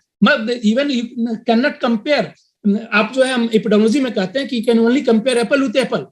आप देखिए एक वहां से स्टडी थी इजराइल की, उसने कहा कि उन्होंने फाइजर की 2 डोज से उस समय पिछले साल पब्लिश हुआ था और कोविड रिकवर्ड अनवैक्सीनेटेड, तो री इन्फेक्शन होने के चांस कितने हैं और यही कंपेयर किया था। और सिवियरिटी डेथ 10, 20, 50% नहीं, 1300% री इन्फेक्शन के चांस उसमें कम है जिनको नेचुरल इन्फेक्शन हो गया, अगर आप फाइजर की 2 डोज से उन्होंने कंपेयर करके पब्लिश किया है। और अगर एडजस्टेड कर लें तो सिवियरिटी और डेथ से 2700% कम चांस है कि नेचुरल इन्फेक्शन के बाद सिवियरिटी डेथ हो। वैक्सीन रिड्यूस कर रहा है 90%, 95% सिवियरिटी, बट अगर उसी वैक्सीनेटेड ग्रुप से अनवैक्सीनेटेड बट कोविड रिकवर्ड को कर रहे हैं तो वह जो है हाईली ये है प्रोटेक्टेड है। और 2700%, 10, 20 और 50 और 100% नहीं, बेटर प्रोटेक्टेड है। तो सफिशिएंट एविडेंस जनरेट करें। सीडीसी ने अभी अपना डेटा रिलीज किया था 2 इसका, उनके जो है वीकली रिपोर्ट वो रिलीज करते हैं और वो भी काफी प्रेशर में रिलीज किया था। कैलिफोर्निया का और न्यूयॉर्क सिटी का डेटा उनकी वेबसाइट पे है, सीडीसी की वेबसाइट पे जाके कोई देख ले। उसको अगर आप देखें तो उन्होंने 4 ग्रुप में रखा। अनवैक्सीनेटेड, नेवर हैड कोविड, उसमें मॉर्टेलिटी और ये सब ज्यादा है, होगा। हम भी कहते हैं कि अगर ससेप्टेबल पॉपुलेशन है तो वैक्सीन रिड्यूस करता है, होगा, ठीक है। दूसरा ग्रुप उनका था vaccinated and had Covid. Third group था अनवैक्सीनेटेड हैड कोविड, मतलब उनको कोविड हुआ भी था और वैक्सीन। और फोर्थ ग्रुप था only vaccinated, never had Covid. So जो अनवैक्सीनेटेड और कभी कोविड नहीं हुआ था वो ग्राफ देखिए तो काफी ऊपर है, वह होगा, क्योंकि ससेप्टेबल पॉपुलेशन अगर है, वैक्सीन रिड्यूस कर रहा है, वह होगा। ये अलग बात है कि कितने दिनों तक रिड्यूस कर रहा है, 6 से 8 महीने मैक्सिमम, बट वो कर रहा है। और इसीलिए बूस्टर का रिकमेंडेशन है, क्योंकि वो उसके बाद कम होता जा रहा है। दूसरा उनका जो उसके नीचे वाला फिगर है वह है आपका नेवर हैड कोविड और वैक्सीनेटेड। और जो बिल्कुल लास्ट बॉटम पे पैरेलल चल रहा है वह, मैं अगर इस पे पढ़ा है, मैं उसको कहिए तो मैं शेयर करके दिखा दूं, मेरे डेस्कटॉप पे पड़ा होगा। 1 सेकंड मैं शेयर ही कर देता हूं, एक वो दिख जाएगा, but just 1 minute.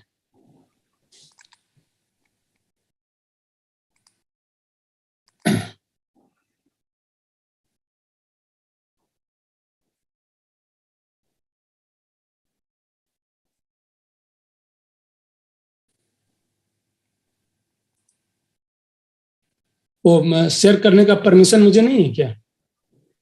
I think the admin will have to give you the permission, I think.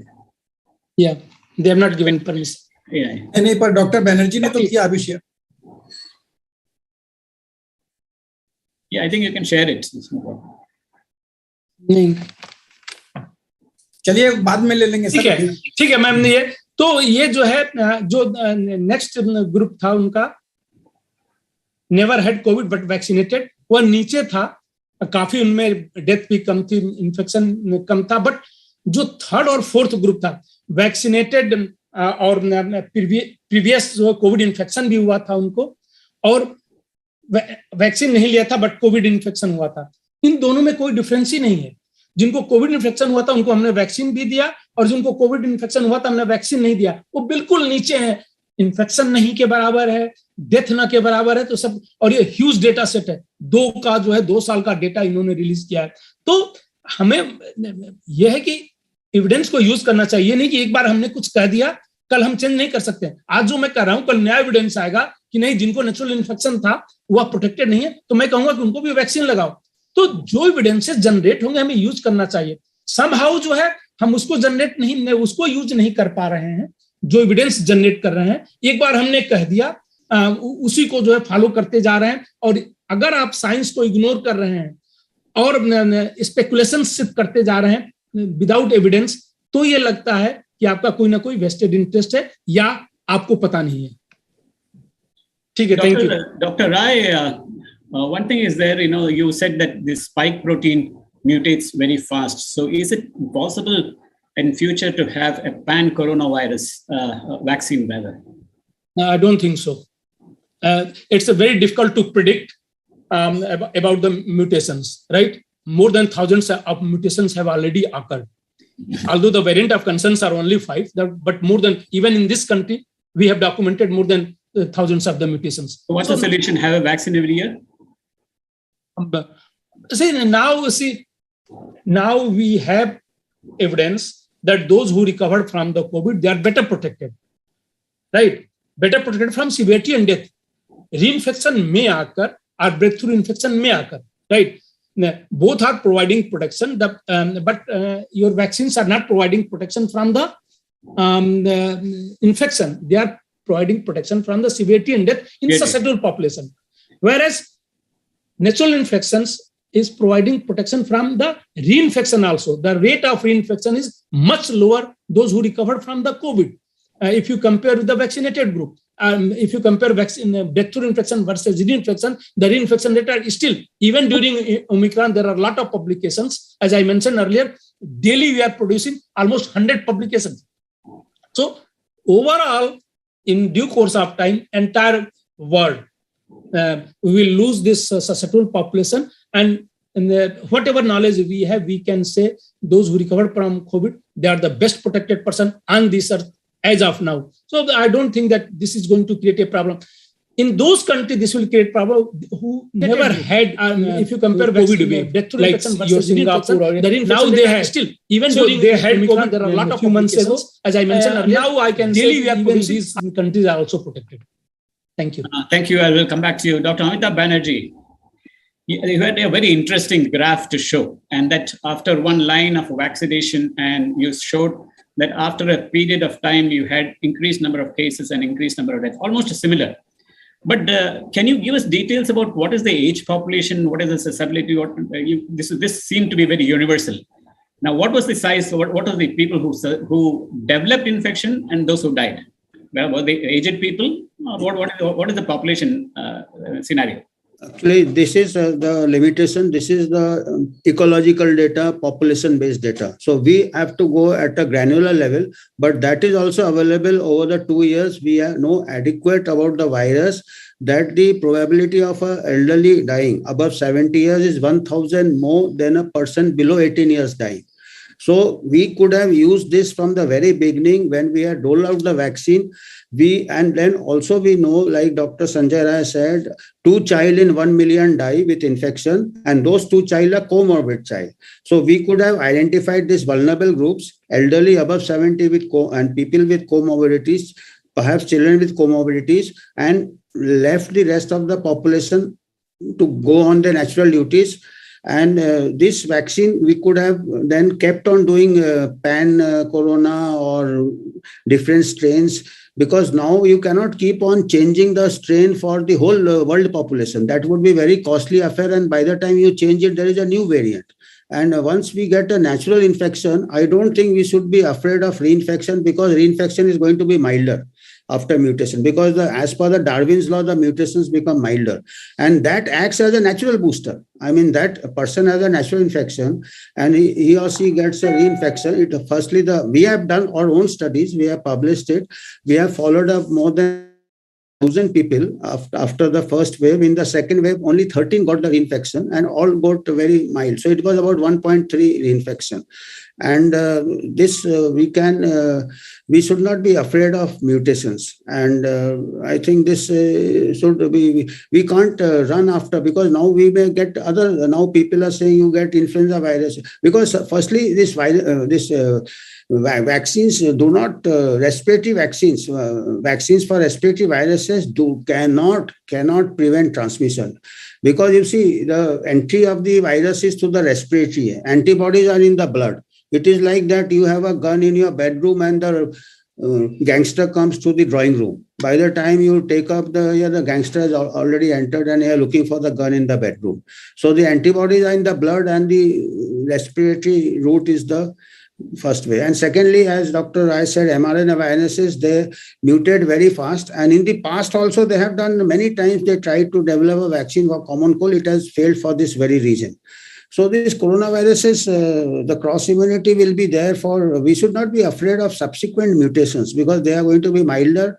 And there are also reports, I mean, there are studies which are coming that too much of boosters causes immune exhaustion. So there is a immediate dip in the protection, and that window period can flare up many. If we do a proper, it can flare up even other viral infections, like it can flare up herpes zoster.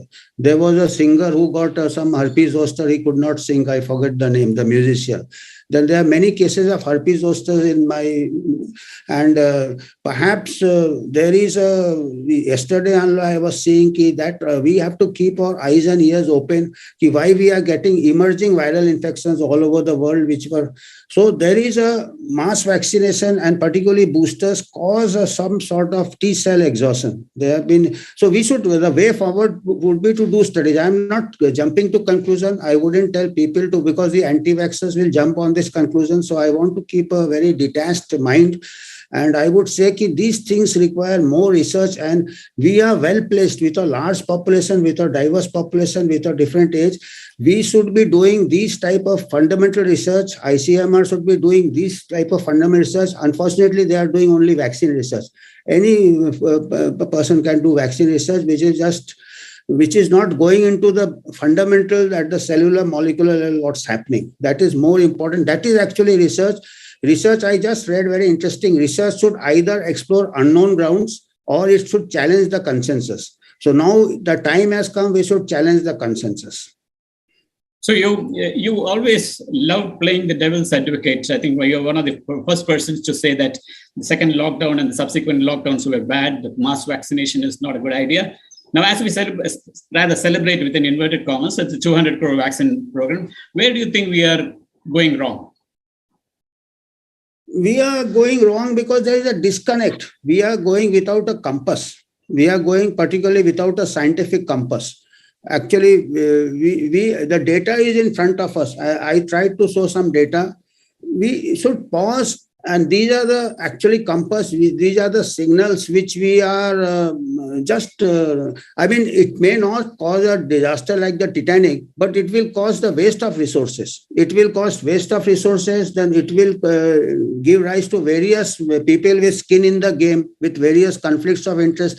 Even academicians, researchers are equally to be blamed as commercial interest, because they nowadays the academic, you have to get your extramural grant, you have to get your research publication. So this becomes a happy hunting ground for aspiring researchers or people who have to survive. Only a person at my stage can be scholars paid because I don't have to do research at this stage. So, but I myself interacted with young people. I know their limitations and compromises. Thank you. We'll get back to you, Dr. Garg.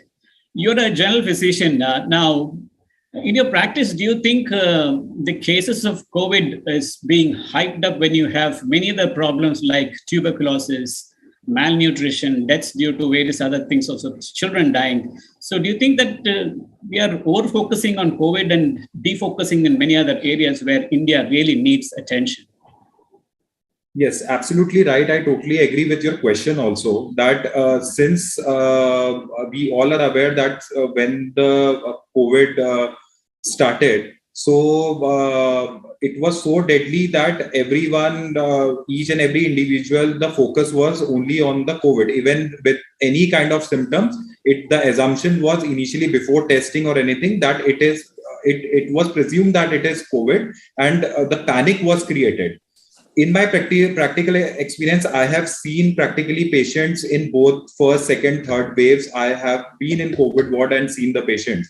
But yes, there were many patients who were having other problems also, like you quoted tuberculosis. So there were many patients with active tuberculosis.